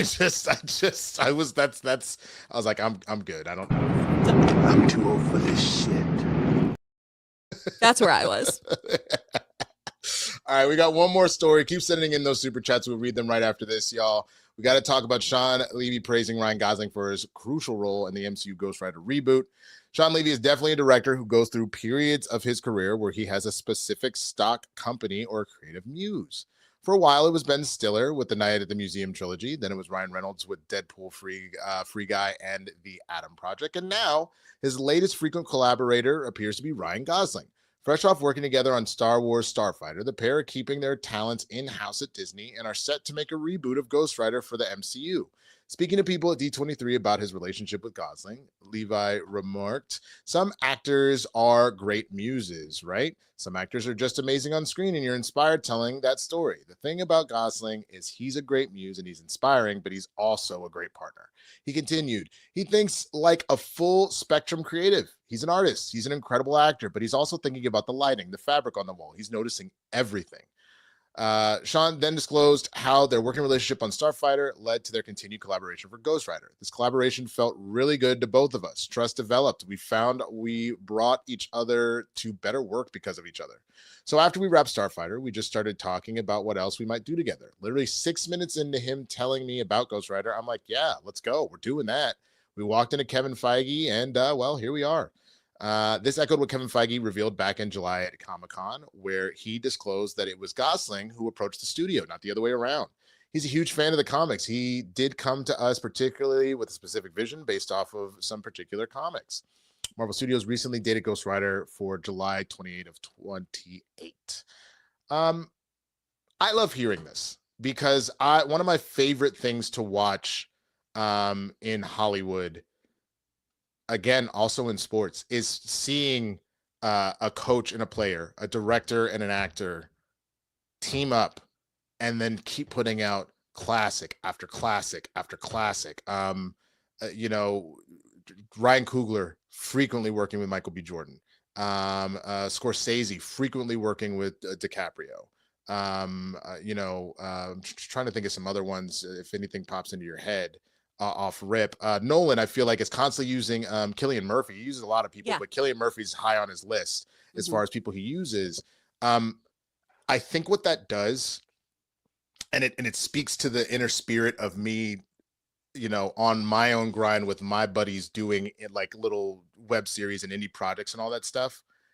That's the kind of stuff that makes the best art, that makes the most interesting kind of stuff, is when you have a constant collaborator instead of always feeling like you're going to, a new day at school and you got to make new friends and blah, blah, blah, blah, blah. Is having the consistency of like, I know what this duo is going to put out together. So hearing this doesn't surprise me. If anything, it just makes me happy. Where do you feel hearing a story like this out of Sean Levy? Oh yeah, I'm totally with you here, where it's just oh my gosh, yeah, Ryan Gosling is a great guy who's a great actor, and I'm so glad you guys are working well together, since you have so many things coming out soon too. Now, is there a little bit of a PR moment here? Sure. You're typically not going to be like, oh, that guy who I'm working on 2 films with, God, what an asshole. Yeah, she's insufferable. Unless you're Emma Stone and you can get away with that of being like, oh, what an asshole, right? No, hate him. So like, it makes sense that they enjoy working together, but it does make me more excited about seeing their future collaborations too. And I just love both of these dudes. I love Ryan Gosling. I've loved him since the Mickey Mouse Club. And, Sean Levy, I think just he is able to inject such humor and heart into things. And I think the heart is the really big part that sometimes people overlook. He can really pull at and do so in a way that doesn't feel schlocky. Like the Adam Project should be so much sappier than it is, but it's there. Right. There's just a balance he strikes that works, and I really like his stuff. So I'm excited about them working together more. 1,000%. And there's also something that makes me feel pretty solid about what this movie will become, not just because of their duo, but to hear, and it was said before, but just getting reminded that it was Gosling that approached. That was like, no. I love this character. I have this very specific idea of what I would like to do. And Feige, knowing that he does have his kind of game plan set of where he wants things to go, to know that he was moved enough by the pitch to go, all right, bet, go for it. Let's see what happens. So I honestly think that this has the potential to be one of the better projects to come out of, especially, I will say, I do want to see Starfighter. I want to see how they actually, like, I'm glad to know they work well together, but I want to see the final product before I immediately go, this is a duo I want to see all the time. But I am here for it to know that they feel like they have such a strong working relationship already. So let us know what you're thinking, man. If y'all are on the same page, if you're excited about the Levy Gosling permanent pairing potentially and how that goes, or if you're just like, I'm good. I don't need to see all that. I'm not pressed one way or the other. All right. With that, we are going to jump into the super chats. We're at 37 so far. Obviously, it's about the monetary value and not the sheer number. But if you want to support Kris and I, help us win this particular week, please send them in today. We have another opportunity tomorrow. But I would just love to lock it up today. I would love to finish it today. And then tomorrow we can just go around. We don't even have to worry about anything. You know what I'm saying? I want us to dominate this week. I want us to be the 1 and 2. That would be fire. That would be super, super fire. So yeah, let's see what happens. Let's happens. Yoshimitsu coming in with the first one saying Capes and Cows is back. Happy to see you both. You're damn right, Capes and Cows is back. Oh, just for that, you get the music, man. Good job. Good job, Yoshi. Okay. Enough of that. Ron H, no money, but had to super chat. Ebony and Ivory forever. Thank you, Ron H. We appreciate it. We thrust into that media for you, baby. Galactus 1453, 5 jewels with a treat. Everybody loves a little treat. Treat for Kris, treat for Avon. Everybody get a treat. Mike Joyce N7. Do you think Mogo will be in the Green Lantern show in some 4M? In some form? In some form? Oh! Was that to... You smart. Thanks. That's a good question. What do you think, Kris? I don't know. It's kind of hard to say just one episode in what we're going to do here. But I like the trajectory so far. I feel like it's a little early for us to go off world, though. And that's the thing. They've already talked about, I think there's only like one off-world episode that this is really going to be self-contained in this town and on Earth and focus on that, which I don't hate. That's also how you keep budgets down. So I don't know. For those that don't know, Mogo is the living planet, Green Lantern. That's the other reason why I don't see this happening in this season. If it's going to happen, it's going to be probably way down the line, or maybe a very brief mention of like, as Stewart is learning more about the core, maybe like, yeah, man, lanterns come in all shapes and sizes. There's a squirrel that's out here as a lantern, bro. There's a whole planet that's a lantern. Like it can like I could see that, but I don't think we're gonna see Mogo personally. I don't know if that's gonna happen this season. I would love that moment though. What do you mean it's a planet? Don't ask questions. Don't ask questions. Don't ask questions, Boy Scout. Come on now. Yeah. Yoshimitsu coming back. Started my day with 2 filthy casuals. D23 episode, hilarious. Catching up on Blurs in the Clouds from yesterday. Now this, what a day. Dude, Blurs yesterday. So he called it Blurs in the Clouds because I get a text message from Jay. I went to go help my mom yesterday. I'm driving home. It's a 2-hour drive from Inglewood back to the Valley just because of traffic. And I'm about 20 minutes away, and I just get a text from Jay going, "Oh no, I fucked up." And I was like, "What did you do?" He goes, "Well, I was doing my laundry and my anxiety kicked in, so I thought I would take this small little edible. And that edible was not very small. Next thing you know, I don't know if I can drive home." So if you go and watch yesterday's episode of Blurs in the Hood, Jay is in another universe. He is traveling the multiverse while we're doing the show, and it was maybe one of the funniest shows we've ever done, just because of Dang. how ridiculous he was. So, who boy, there's the plug for Blurs in the Hood. Go check out yesterday's episode. Armada. I don't know what's funnier, the game drinking a whole bottle of Don Julio on the verses with YG, or Jay accidentally taking a whole gummy on last night's work. It was special. It was very special. That's Armada, great. Nolan for a gangster movie. Thoughts? I don't hate it. Yeah, sure. I'd be here for it. Just let's go closer to like an Inception kind of level and less like a Tenet level. Tenet, I just kind of loosely rewatched Tenet, and I was like, oh, this movie is too convoluted. I can't do all this. Yeah, that one didn't do it for me. Johnny comes in, Johnny Patriza. Thoughts on Kingdom Hearts 4 trailer and the animated series announcement? Any hopes for the series? I'm going to defer to you, Kris. Oh my gosh. The way I screamed was, I think I said this in the breakdown of everything. The way I screamed about Kingdom Hearts was the same way a man behind me screamed about the Jonas Brothers. I lost my mind. I'm so excited about this. I love the Kingdom Hearts games so much. The animation looks stunning, but to get a series, I'm so pumped. I'm so excited. Oh my gosh. What do you think? Is it going to be kind of like all of those like remixes and everything else that was kind of in between 2 and 3? Or do you think it's going to be, they're going to do the whole story themselves? Like, do you think that the series is a side thing, or it's supposed to be the main story? I feel like they're going to go main quest. Okay. Because I feel like that's the more popular stuff to me. Yeah. To my mind. Because usually too, when I'm like, oh, in like point whatever, and people are like, what the are you talking about? No, it's a lot. I gave up at some point. I feel like I did like 2 of those games, and I said I can't do this anymore until 3 came out. Yeah, I just now ask Logan about the side quests. He's like, oh well, in this game, and I'm like, that's neat. Not that. Hey baby, tell me about this thing you love. Oh, this cool. That's like super. Wow. And then what happened? Oh, that's love. That's love. To be fair, I mean, there's so many times where I'm just like, oh my gosh, so did you know? And he's like, incredible. Wow. She doesn't watch this show, but that's every time that my fiance goes on about Taylor Swift. I'm like, that's amazing, honey. Good for you.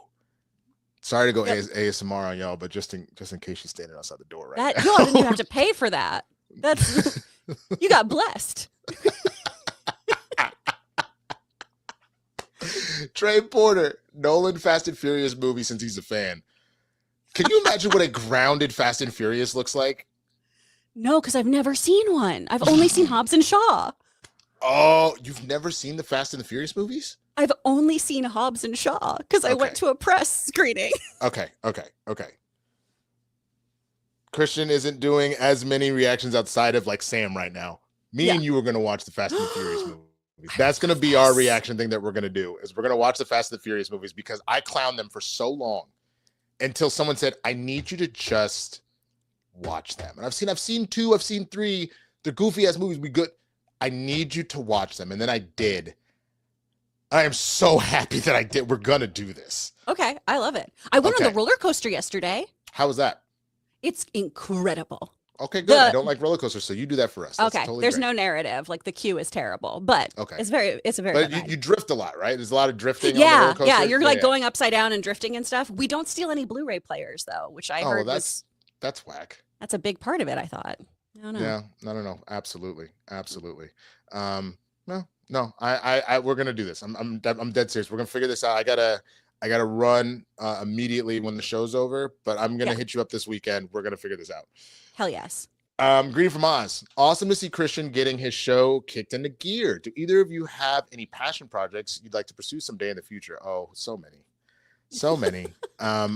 My ultimate problem is, and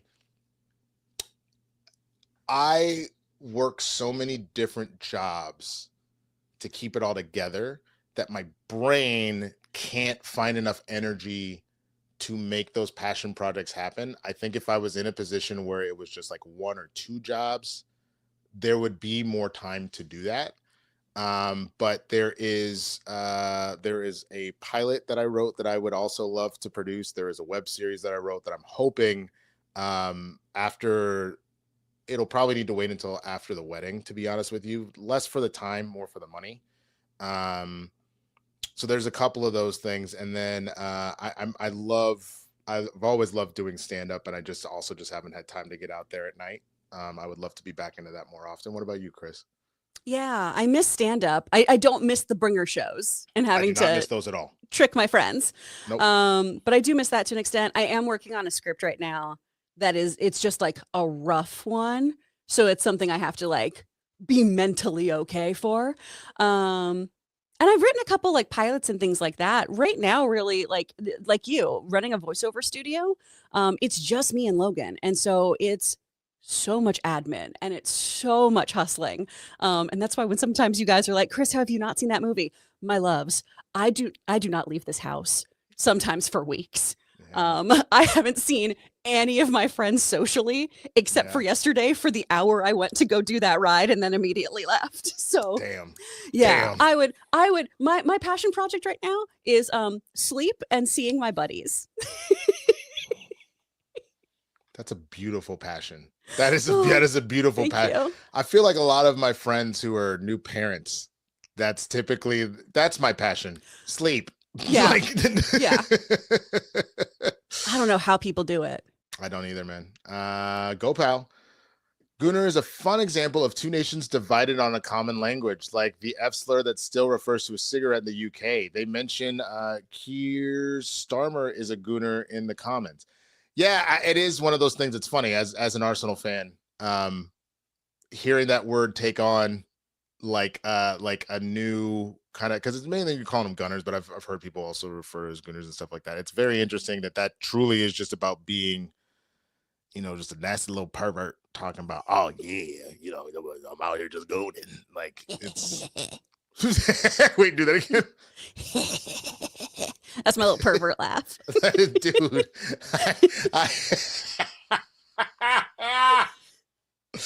I don't know why, but if they ever do a new Ghostbusters, you need to be Slimer. Oh, would love. Yeah. Just a little pervert Slimer running around. Yeah. Cock? Wait.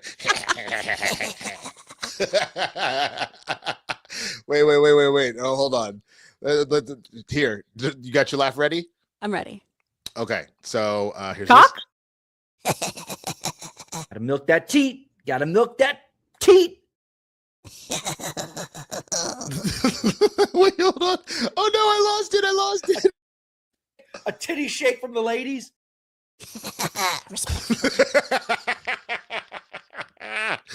Oh, dude. Yeah. I love Snatch. The film. Well done. Well done, Thank Kris. you. Thanks. Man, I'm a professional. Come work with me. Speak Friend Studios. Armada, Nolan's Boogie Nights starring Penny Barber. Cock? Mr. Crap and Shits. Is that the Holland Tunnel or Penny Barber on IMAX? Pretty sure Mr. Cook will pre-order those tickets in the popcorn bucket. I mean, Ooh. Yeah, he probably will. Which is that? I'm assuming the Mr. Cook stuff is still in here. Yeah, okay, here it is. You have offended me for the very last time, Mr. Cook. You've seen all that, right? Oh yeah, I love it. Yeah. I love her immediate slap. Dude, her slap right back. Yeah, that's it. And he's like, oh. Like he just all of a sudden, hold on, we're just gonna play it. I'd rather stick a hot iron in my mouth than welcome that serial murderer into this colony. Besides, it's been so long since we've been to a party. I'm not exaggerating. You have offended me for the very last time, Mr. Cook. And I demand satisfaction.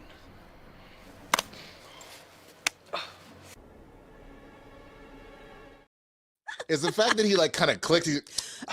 I love how ready Mike is for his slap. He's like, do it, get in here. And literally, I feel like that's a young actor might be like, oh, I'm ready. Oh, like just, oh man. I love Fantastic. every actor who's ever been like, just really hit me. I'm like, oh, buddy, this is no.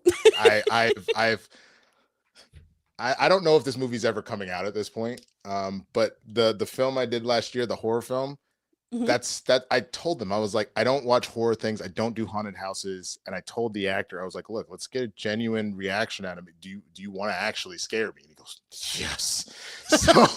So it's just supposed to be the actor being like, okay, and jump scare. And then I'm supposed to like fly backwards. Yeah. And I was like, no, put him in there. So it is pitch black in the room that he's supposed to be in. He's supposed to be a mental health patient that gets possessed. And I'm looking in the tiny little hole into the cell. And he didn't pop out to the side like I thought he was going to. This motherfucker had crawled fully on the ground, laid right at the door, and then popped up. And I flew back so far. My ass print broke into the wall that was behind me because I genuinely screamed the loudest scream that has ever come out of my mouth. And they weren't even mad at me for doing that because they were like, okay, that was actually a perfect take. So we're just gonna keep going. We'll figure out the wall thing. Maybe we'll put something in front of it or so, whatever. We'll work around the angle. My God.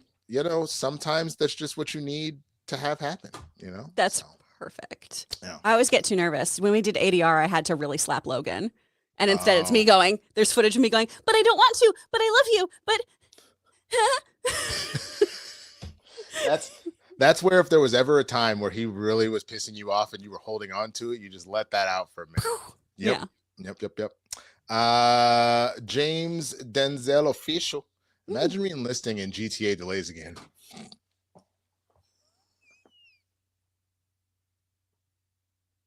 That's what I was saying earlier of like, wait, is it really coming out? Now I understand what you kind of meant by that. But because I figured it's not set to the days that it releases specifically. It's just you're gonna get 4 days off to play it. Sure. So at some point in time, they're fixing to let you play GTA. Imagine it gets delayed the 2 years you had to re-enlist. So then you get out and they work something in the contract being like, ooh, but you already used that perk. You can't actually use that again. Sorry. Again, one of the dudes who was like, this is the only reason why I re-enlisted. They're gonna be like, no, they tricked me. Rockstar. You Tongan. Yes. 350 jewels with the finger heart. Love it. Thank you so much. Yoshimitsu, I like the Odyssey, but it felt too safe for me. The horror wasn't extreme enough for the production value. I would have liked Robert Eggers' Odyssey. Oh, that'd be gnarly. That would have been pretty crazy. Yeah, no, I get it. I guess just there are obviously horror elements to the Odyssey, but I guess I just never thought of the Odyssey as a horror or anything per se. You know what I mean? Yeah. Even the like hearing about the Cyclops and like reading the poem and everything, I never took it as much as a horror scenario because of the original poem. It's the idea of introduces himself as nobody. Then when you blind the Cyclops, it's like, nobody blinded me. Like that seems more like clever than horror, if that makes sense. And then Nolan played it for horror. So I don't know. I get what you're saying, but I'm good kind of where it's at. I just marked like, this is where I go to the bathroom. Will not be watching. Get it. Totally get it. Visualada. Sure. Hope Lanterns does How Justice waited so long. Yeah, I feel like they have so far. Did you see the pilot? I did. I'm going to rewatch it again today because Logan hasn't watched it. Nice. Which he's in a rude awakening for that Nebraska bit. Oh, dude, I forgot he's from Nebraska. I am so excited. He's going to take a lap. He's going to stand up and be like, hey, hold on a second. Do me a favor. Record that and put that on social media if he's okay with it, because that instant gold, viral. I got you. Yeah, I appreciate that. Thank you. At bare minimum, put it on like close friends if he doesn't want it out there for everybody else. Alan Smithy, I'm fine with Indy saying no to Heat 2. Michael Mann is one of the meanest directors in town. I read an article about it, and there's no way Heat 2 is going to be anywhere near as good as Heat. There you go. Great That's reasons totally to not fair. go. Yeah. There you go. Armada, with the Mr. Cook little avatar. Insidious, outside of the BBC. Damn, that's wow. Oh no. Oh no. That sounds like you need a pill for that. Oh no. Ronnie, Gen X kid. Hey fam. One episode in, and I love Kyle Chandler in Lanterns. Him gaslighting the alien and revealing himself because he wasn't racist enough is genuinely hilarious. I agree. I'm so ready for the ride with this show. Awesome. I am too. I love the hologram. I thought that was hilarious, and I feel like that's gonna be a big deal for sure. Oh, you know it is. Yeah. No, dude, that was genuinely. Do you have a guess as to what the aliens are? Because I have a guess. No, what's your guess? I think they're the Manhunters. Okay. I especially because all of the questions, we won't say anything. I won't really spoil anything. I guess I am a little bit, but the only thing I will say is a lot of the answers during the interrogation felt very robotic. So that's why my brain went to Manhunter of all things. Okay. Well, we did have a line about that in one of the trailers. Right. So that would make sense. Yeah. Yep. Okay. Yeah. Yep. Guzman 9373. Nolan might be the only one to actually make my dream movie possible. A live action Akira. Ooh. Oh, that'd be sick. That is what I want him to do. Yeah. Forget the rom-com, as funny as that would be. I want him to do Akira. That is absolutely spot on. Good call. Greenie from Oz, support D Johnson. Thank you. Thank you. Greenie, you DM'd me and I didn't get a chance to respond to you yet this morning. You asked me about affordable mic options. If you want, this is a Rode Pod mic. You can get these used for like $60, but you do need to have an interface. Otherwise, if you want something that's plug and play, the AT 2020 Plus is USB and affordable and sounds nice. Or a Rode NT1 5th edition that has USB capability. And you can get all of those used from Gear Exchange usually. I want to make sure I got you, bud. Come through, Kris. Come on now with the suggestions. Greenie's also awesome and has donated twice to my Buy Me a Coffee. So like, thank you, because of everyone who did that. I was able to like not have to pay out of pocket for parking for D23 or like any of that kind of stuff. So like, you guys are the best. So anytime I can... there he is. There's my guy. Oh, did they? Okay. So here's the thing.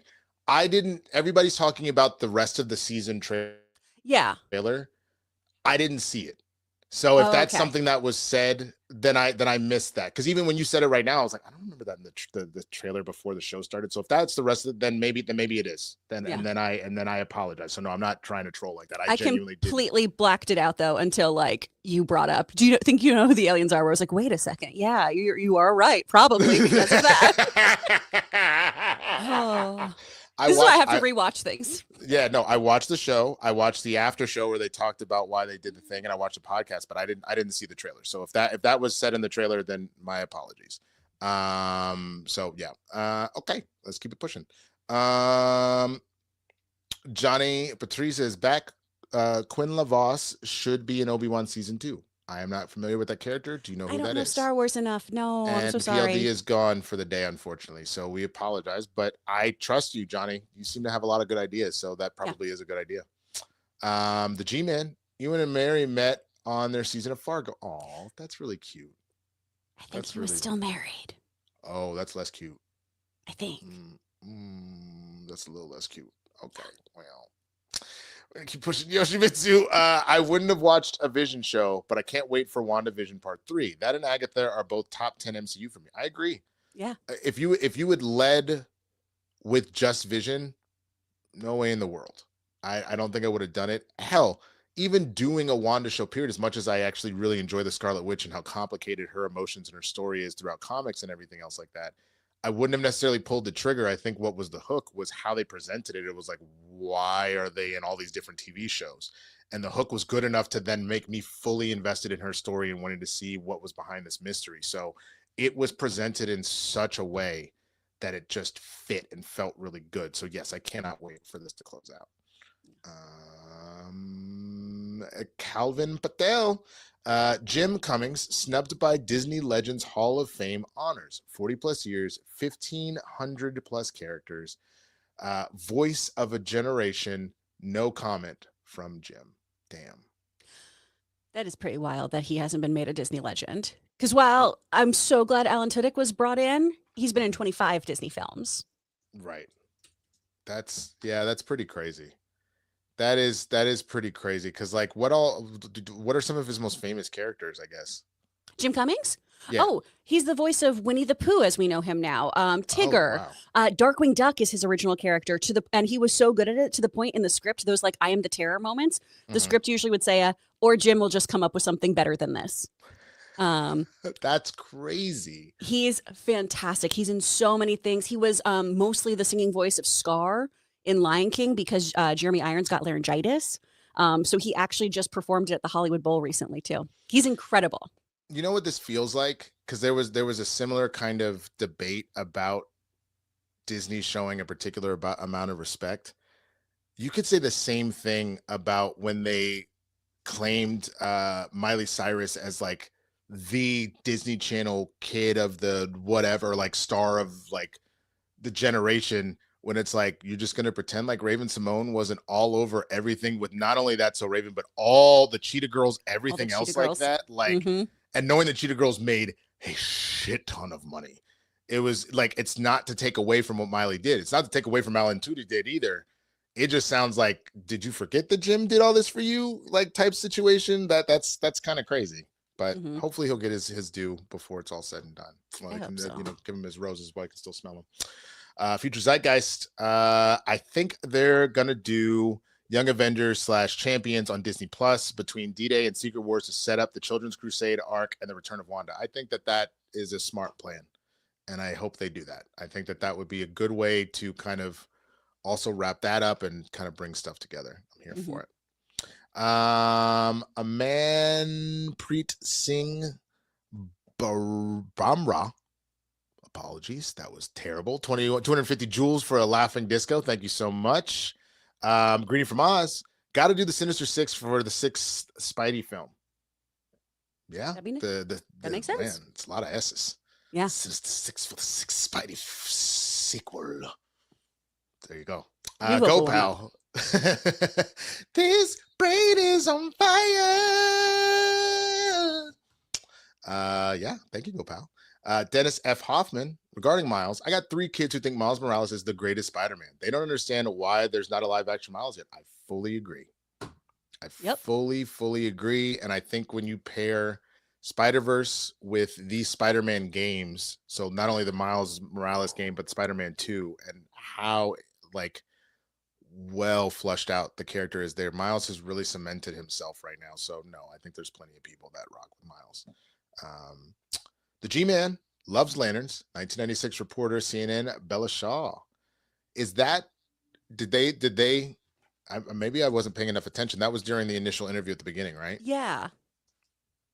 Did Bella actually, was that the real her in that? Oh, that's wild if that is. Because that's pretty cool. Yeah. If that's what they did. Like that detail. Right. Hold up. Let me see. Yeah. Bella was actually, that's really cool. I was 9. I wasn't watching CNN with I wasn't either. Clear vision. That just right over my head. Absolutely. KCG, in this economy, I'm choosing X-Men all day. Yes, Casey, you get it. Get paid. And you already know. Mitch Mac 77, do you guys think Rogue will siphon power from Monica Rambeau or Kamala Khan? Ooh, and not Carol Danvers? The only reason I was thinking maybe not Carol is it was a different Carol.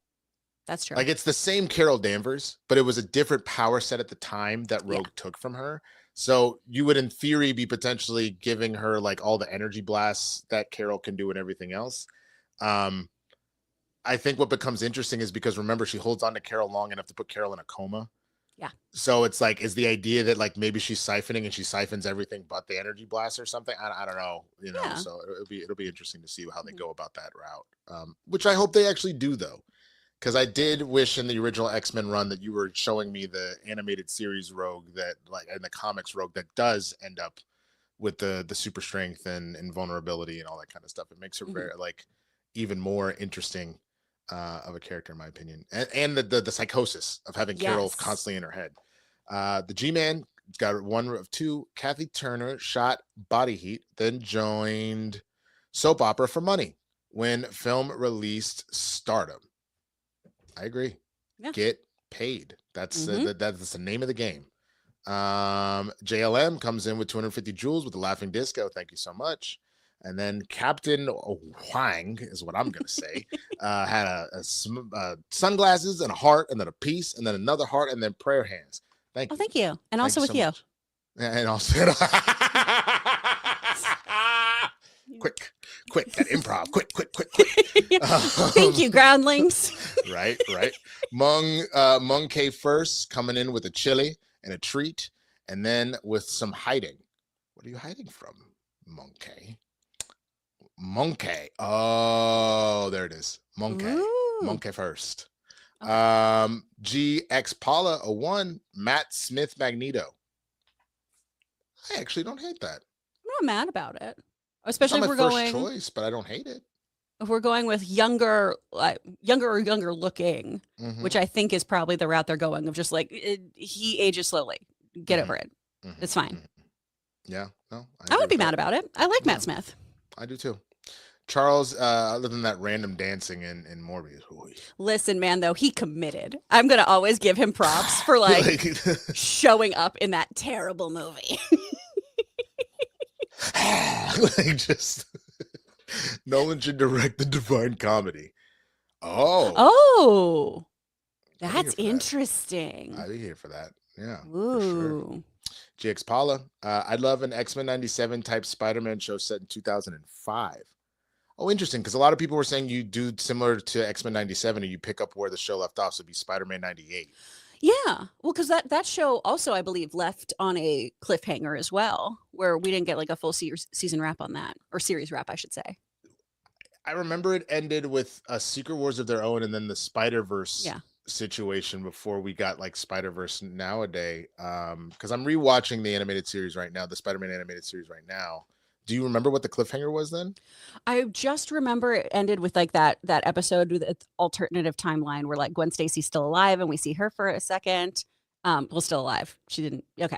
But she's in there and Peter is with Gwen in that universe. There are a couple different things in there. Yeah. That was they were dealing with spider carnage. Yes. But I think we also were like just coming out of not really resolving, but the whole like Hydro Mary Jane situation, right? Which was right. heartbreaking. I felt so betrayed as a child. I did too. That was horrible. Yeah, that was absolutely horrible. Though I forgot the X-Men 97 season 1 finale. He's kicking it with Mary Jane, so he must have found her. Yeah. So there you go. There's your Obi-Wan story that I want. Your Obi-Wan season 2 is Spider-Man the Animated Series 98. That's what it is. Perfect. No. Yoshimitsu, no thanks. Matt Smith should be Morph. I actually don't hate that either. Yeah. I actually think that I would like that a little better. I would probably go, just because the character is, I'd probably go with some kind of non-binary performer for Morph, since they are androgynous and they do shift. And I don't think that's something you have to do, but it's something that portrayal I've really enjoyed, them leaning into that more and more in the X-Men 97 show. Yeah. Since Morph's own identity is constantly in flux, that just kind of makes sense to me. No, I agree with you 1,000%. Tim Sim, by the end of the year, we will have 6, possibly $7 billion films from Hollywood. Thoughts? I mean, I think that's great. I just hope that we don't learn the wrong lesson here. What I'm concerned about is the lesson that's learned is great. Dump more money into it and make these super mega blockbusters. I think the mega blockbusters should exist. Obviously, that's how you keep the lights on for so many different people. But I want to see more of obsession and backrooms type like projects where they're original ideas or IPs that we really haven't seen that deserve a bigger treatment. And that they have the chance to breathe and help make stars, because you only find an Indy Neverett because of an obsession.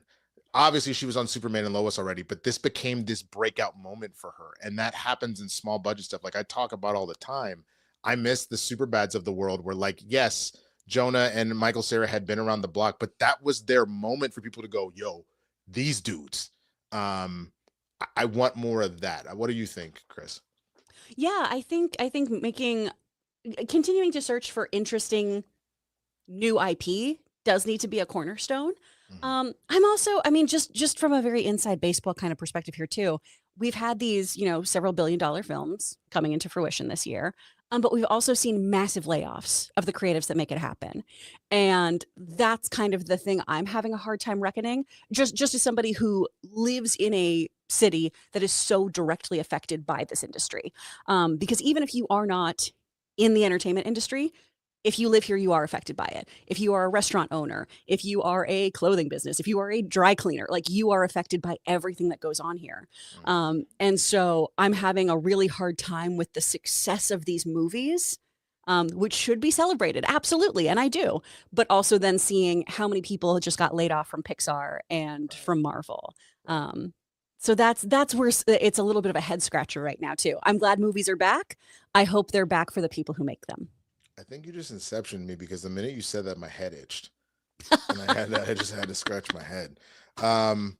Yeah, but the funny thing is, I fully agree with you, but that's not I would say that's not a Hollywood specific problem. We're seeing record highs in profits for companies all over the place, and then 20% layoffs. Yeah. And that's because you're caring more about the people at the top and not giving a damn about the people that made it happen. Oh, yeah. Very well said. Absolutely. Yeah. Mike Levins, who would make a better Star Wars movie? Nolan or Villeneuve? Cheers, friends. Ooh. I would argue Villeneuve personally. I'm not saying that Nolan couldn't make a good one, but I just think the style in which he does stuff would just be a little different. And Villeneuve, by what he's done with Dune, just says a lot. You know what I mean? Yeah. For Denis, I wonder if it would be, I've already done something like this, if that interests him. Because he's still, even though that's a huge blockbuster, he's still such a auteur, if you will. Not to say Nolan's not either. I feel like Nolan would give us something very Andor-esque with some cerebral twists and turns and fun effects. But I feel like that's kind of the world he would bring to it, where I think Denis would play around with maybe some of the more mystical aspects of Star Wars. Yeah, no, I agree with that. I agree with that 1,000%. So I'm there with you. Tim Sim, also Nolan's next film has to be horror. It feels that it's his natural step after Odyssey. Oh, I could see that. Okay, Tim. I could see that. What kind of horror would you want out of him? You want like a body horror type scenario? Would you want like a monster movie? Would you want a thriller, Kris? What would you want Nolan to dive into for horror? Well, for me, because I know you don't watch it. I don't either. No. But that's why I'm just curious. For me personally, never body horror. Blah. That's my professional opinion. I would love a monster movie though, because I do appreciate like a kaiju. I do appreciate like some kind of creature feature. So something like that I think could be really fun and different for him. Yeah, I agree with that.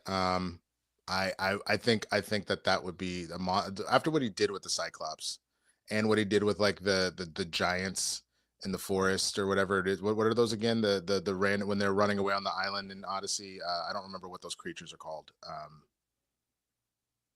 You know what I'm talking about, right? Yes. Those like random like knights that are like chasing them and just beating the shit out of it. They're like trying to get back off the island as fast as I just don't remember what they were called. But yeah, so I'm blue screening. Yeah. 3 hours of sleep, man. It is. Yeah, there you go. Johnny Winston, Arsenal fan since when? What do you think of Tottenham? Tottenham was sucking my excuse me. Since the 2014 World Cup is when I really started to get into soccer, and I was also a much younger lad back then, so I was waking up at 3, 4, 5 in the morning to watch Arsenal games. I can't do that anymore. I was obviously very sad that we lost the Champions League by that razor thin PK margin. But yeah, man, I was very conflicted during the end of this World Cup because I love Saka and I wanted him to do well, but F England as far as the World Cup goes. Obviously, if I like Arsenal, I must like England at some degree. But I wasn't pulling for England, and so I was very conflicted when Saka was doing well. But I wanted England to lose. So yeah, no, that's it. I am a gunner for show. I don't have it in me to keep waking up super early to watch those games. Armada, Pattinson is Magneto. He's a little busy with Batman. Yeah. You know, I don't know if he wants to be in two. Maybe he does, but I don't know if he wants to be in two superhero franchises at the same time, personally. But who knows? Maybe he will. Go, pal. Winston's 2-hour crosstown drive is giving me flashbacks to the year I worked in Philly, and it would take 2 hours to get from University City to get the first 20 miles of a 50-minute commute. Yeah, it's worse for me. For those that know LA, I live in the Valley. I drive to Anaheim somewhere between 3 and 8 times a month. That is the real hell. And I know you kind of had something similar because Campia's studio is like past Anaheim.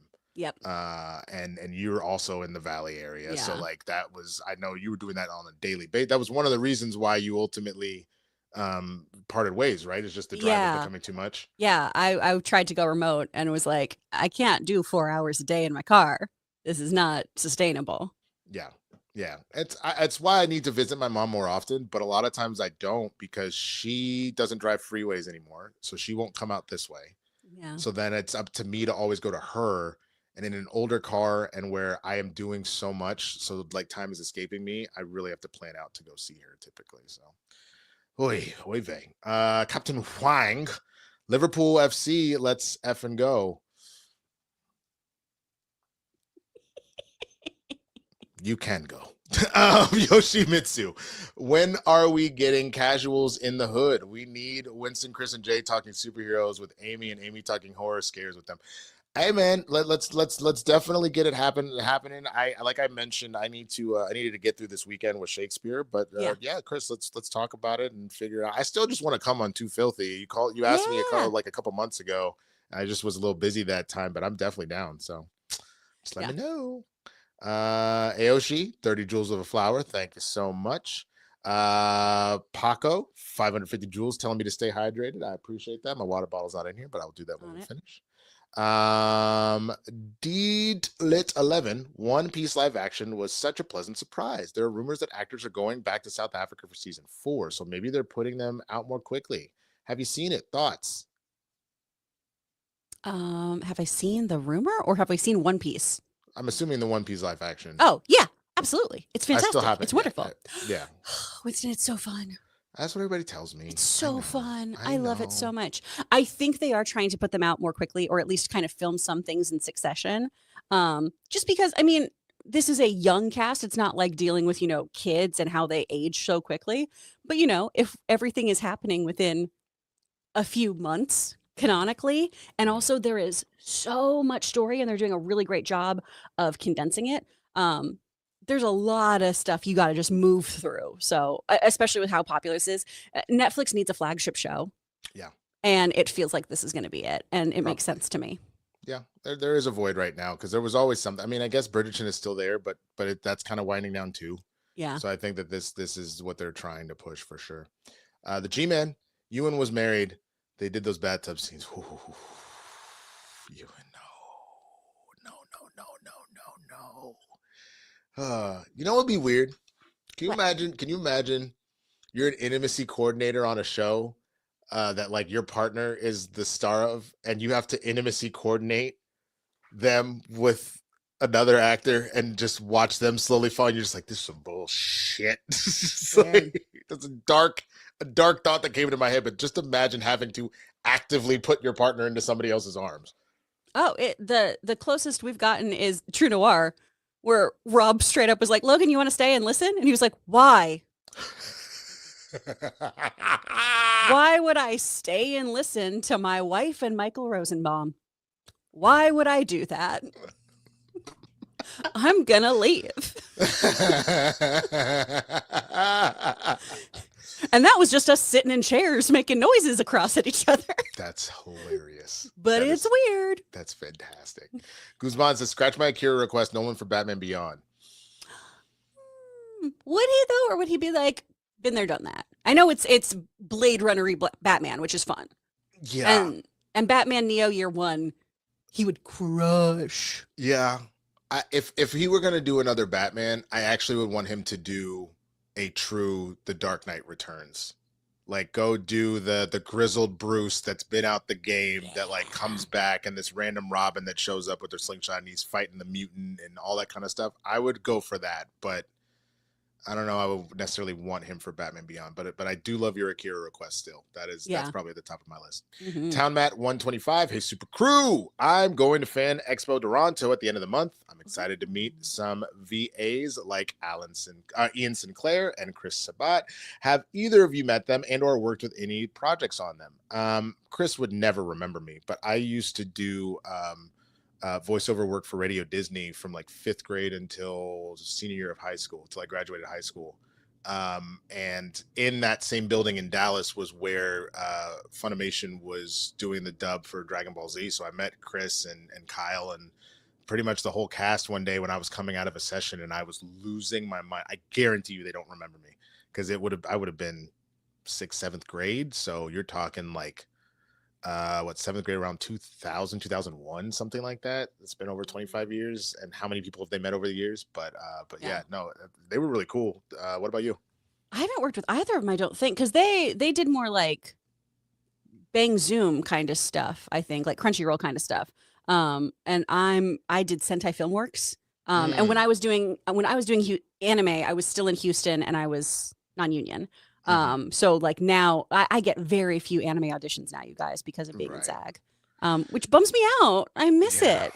I love it. I hate that is still a thing that's going on. Yeah. That really sucks. Razor Old School. I wouldn't mind an Obi-Wan season 2 that explored the Force Ghost mythos and sent Obi-Wan on a journey to learn it. Yeah, I genuinely would find that interesting. I would love that personally. If you're gonna do anything, it's not that I would be anti-Yoda.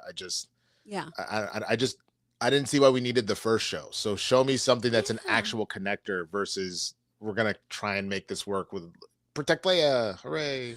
Yeah. I feel like this is what we kind of like started getting into when we were discussing this segment earlier. But like, I love that idea of like, wait, why can I hear Qui-Gon? I would have loved a character study of his isolation, making him feel a little cuckoo for Cocoa Puffs, hearing his master's voice, grappling with that, and then leading into talking to Yoda of like, what's going on? Like, how can I hear him? And then going into all of that. I agree. I fully agree. GX Paula, if Tom Holland introduces Miles and retires on his own terms, he'll instantly be the most successful PD, and it'll be 20 plus years before a recast. I don't see 20 plus because there's no way that Sony, even with Miles out there, there's no way that Sony's like, yeah, no, we don't need Peter Parker. We're good on that. I think it's one of those scenarios where it will be at least a few years, maybe like 5 or 6, but 20, there's no way.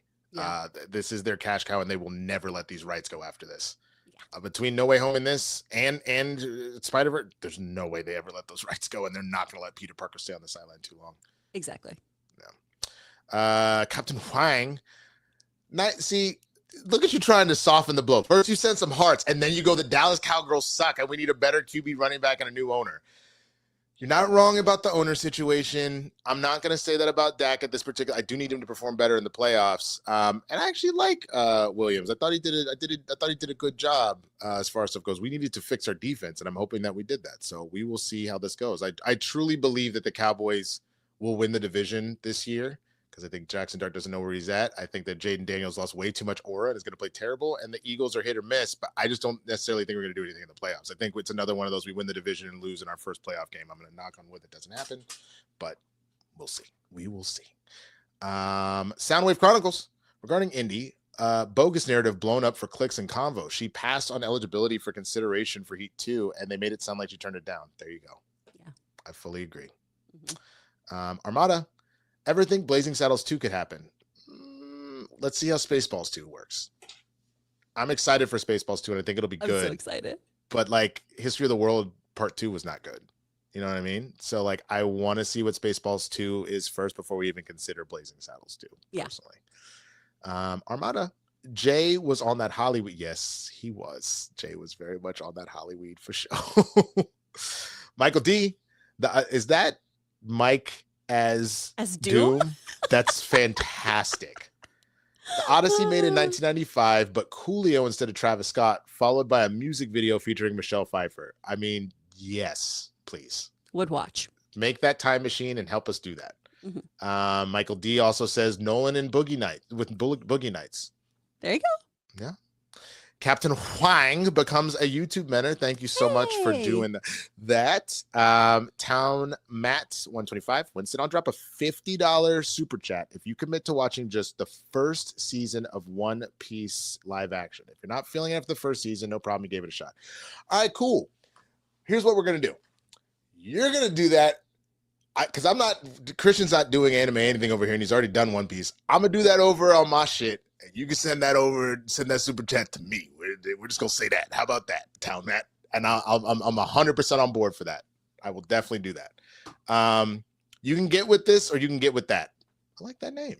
Hey guys, what's the correlation between being in SAG and not being able to do an anime dub? I will default to you on that. I know the answer, but this is definitely your field.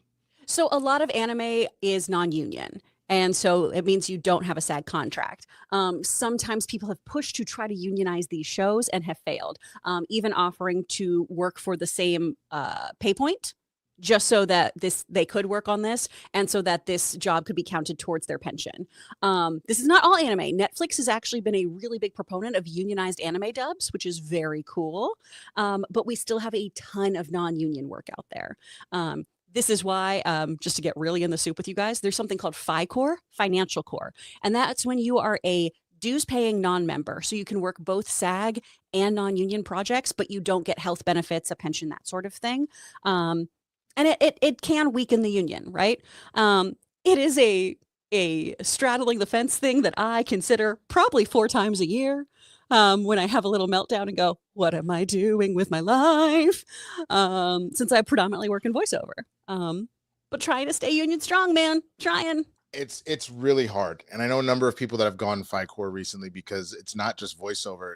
There has been part of the reason why I was touting so hard about this Lay's World Cup commercial is a lot of commercial work has been fully stripped out of SAG and has gone non-union. And the issue is like if you're just trying to like make ends meet and pay your bills, you really consider it. But then the thing that's effed up about that non-union commercial, the reason why production companies do that is they really kind of stiff you. You end up in a scenario where you get paid kind of minimum as far as that stuff goes. There's no guarantees of certain protections on set. And then on top of that, then they go, okay, great job. Here's a buyout for like $5,000 for us to run this commercial for 2 years. Whereas if it were a SAG commercial and they were doing it properly, you're looking at potentially like 15, 20, 30 grand for your name, image, and likeness and all that kind of stuff in order for them to continue to run that. So they are able to actively screw you over. So, and there's no guarantee that if you jump into that pool of going FICOR and doing non-union, that it's like, oh, well, I'm doing this. I'm going to book 20 commercials. So it doesn't matter. I'll make it up for it. You might still only book 1 or 2. And now you've kind of shot yourself in the foot a little bit. So yeah, it's a rough little rock and a hard place that people and the union does a lot for actors. Is it perfect? No, absolutely. And that's why our actors also need to turn out and vote more. Just like any voting, show up, show up and vote, please. Fully agree. Greedy from Oz. Obi-Wan Fistful of Dollars Yojimbo story would be cool. Hell yeah. Yeah. That is actually what I want to see. Mm-hmm. A Nolan, someone had said this earlier, and I don't think I processed it, but saying Fistful of Dollars solidified it for me. Give me a Nolan Western. I would love a Nolan Western. That would be really, really cool. That'd be very fun. I'd be here for it. And Tal Matt says, sounds like a plan. I'll definitely be okay, bet. Like I said, I need to collect my thoughts and get some planning because I've been wanting to do reaction stuff for a while. Don't even ask Luke. Luke has been trying to help me do that and giving me so many ideas multiple times. And then every time it doesn't happen, he's like, so how'd that edit go on that thing you said you were going to do? And it's like, Luke, stop making me feel like shit. I know it's for me. But it's like, damn. I'm too old for this shit.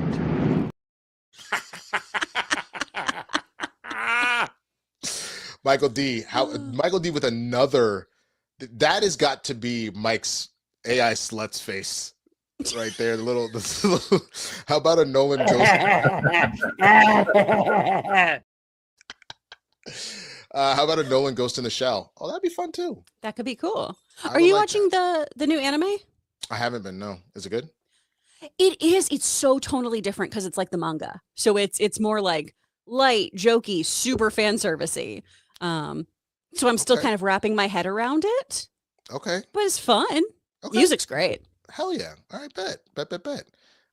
Vincent Zawada, curious, favorite Shakespeare movie? Let me follow up. If you want to send another super chat, great. This is our last one. Or if you want to just put in the comments, are you asking inspired by Shakespeare? So stuff that's like adapted, like a 10 Things I Hate About You type scenario, or are you talking about like actual, we're doing Shakespeare straight up? Because I'll give you different answers depending on what you straight up. Okay. Big fan of the Leonardo Claire Danes Romeo and plus Juliet. I thought that was a lot of fun. Love Kenneth Branagh doing all the stuff. His Much Ado is pretty good. What about you? That Much Ado is the one that I always go back to. I love it. I have the DVD of it. And Keanu's great in it. Keanu's great in it. He is. Everyone really hates is. on him. He's great in it. He's supposed to be the villain. He did a great job. He did such a good job. And then the Apple TV Denzel Macbeth. Oh, I didn't see it. Was it good? Oh, it's so good. Okay. I mean, okay. It's Denzel. It's Francis McDermott. It's just such good acting. Fair. Totally fair. And then now I'm curious, your favorite adaptation, Shakespeare. I mean, it's probably 10 Things I Hate About You. Oh, dude, she's the man all day. Oh, that is a good one. She's the man. That is a good one. Die. You know what's not good? Anyone But You, which is supposed to be a Much Ado as well. Oh. Yeah. Nah. Exactly. It's supposed to be. No, thank you. That's a hard pass. Go pal. I really need to go back and watch Romeo plus Juliet. Yeah, dude. So good. Leguizamo just every time. It's probably one of my favorite sequences in all of movies. Is him as Mercutio hitting the ground just with the pistols out like this. I'm just like I'm always in the music in the background. It's so good. So good. Ian McKellen did a Killer Richard III in the 90s. He did. I did enjoy that a lot too. I haven't seen that in a long time. All right, 77. That is really not bad, everybody. Thank you so much for getting us. It's a respectable ass number, but we got some more coming to you tomorrow. Myself and Kris will be back. But until then, Kris, tell them where the good people can find you. Oh, gosh, guys, you can, first of all, I would love for you to go to speakfriendstudio.com. I am teaching an Intro to VO boot camp this Saturday. It's on Zoom. It is $99 when you pay with Venmo so we can get past credit card fees for a 4-hour Intro to VO boot camp where we talk about animation auditioning, video game auditioning, commercial auditioning, some of the tech that you might need to get. And the great thing is you don't have to invest in any of that before class. You don't have to have a mic or anything because we're just dipping our toe in to see if this is something for you.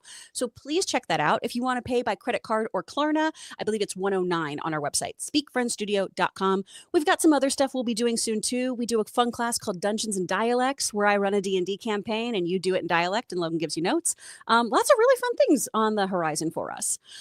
If you want to keep up with me and my podcast, Two Filthy Casuals Pod, we will have a episode dropping tomorrow about the Fast and Furious coaster.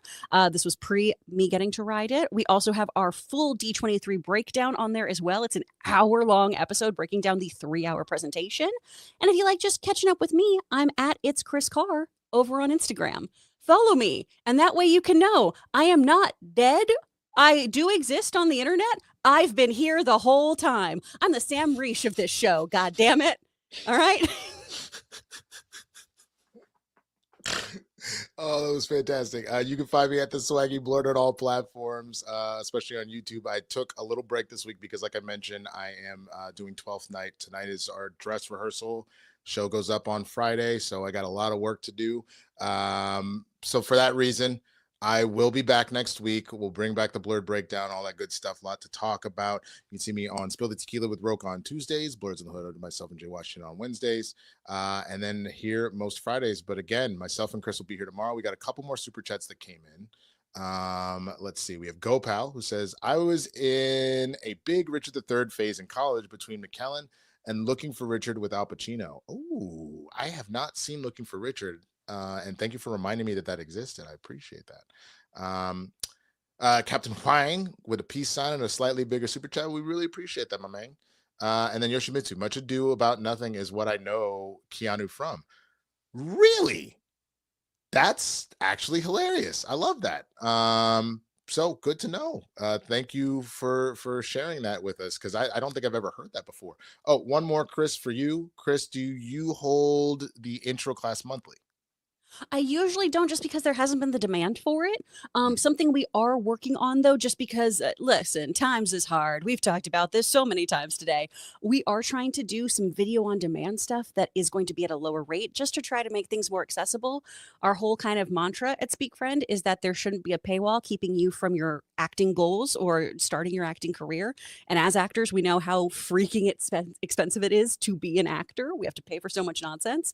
So we'll try to do those videos. And then if people want it, and you guys let me know in the Discord. Oh my gosh.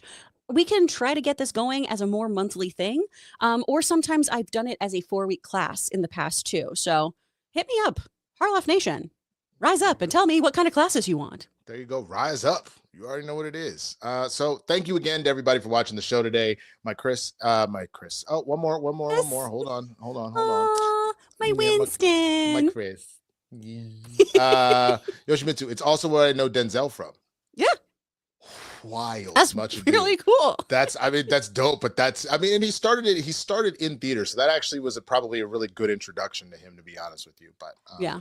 I just knowing all the Spike Lee stuff, it's just wild to me. That's all. Anyway, thank you so much to everybody for joining us. Again, we will be back tomorrow, myself and Kris. And Michael Keaton. What a cast. Yes, Michael Keaton also played one of the villains in there too. He was very, very good. Oh, yes, Mommy. Oh man, with those last few from Yoshimitsu and everybody else, we're up to 83. So thank you again so much. But we'll be back tomorrow. We're gonna have a great Capes and Cows for you tomorrow as well. So don't miss it. 9 a.m. Pacific time. We'll be back up in this mother. Got nothing but love for each and every one of you. Have a safe and wonderful Thursday. And I'll see you later. Did you shit in there?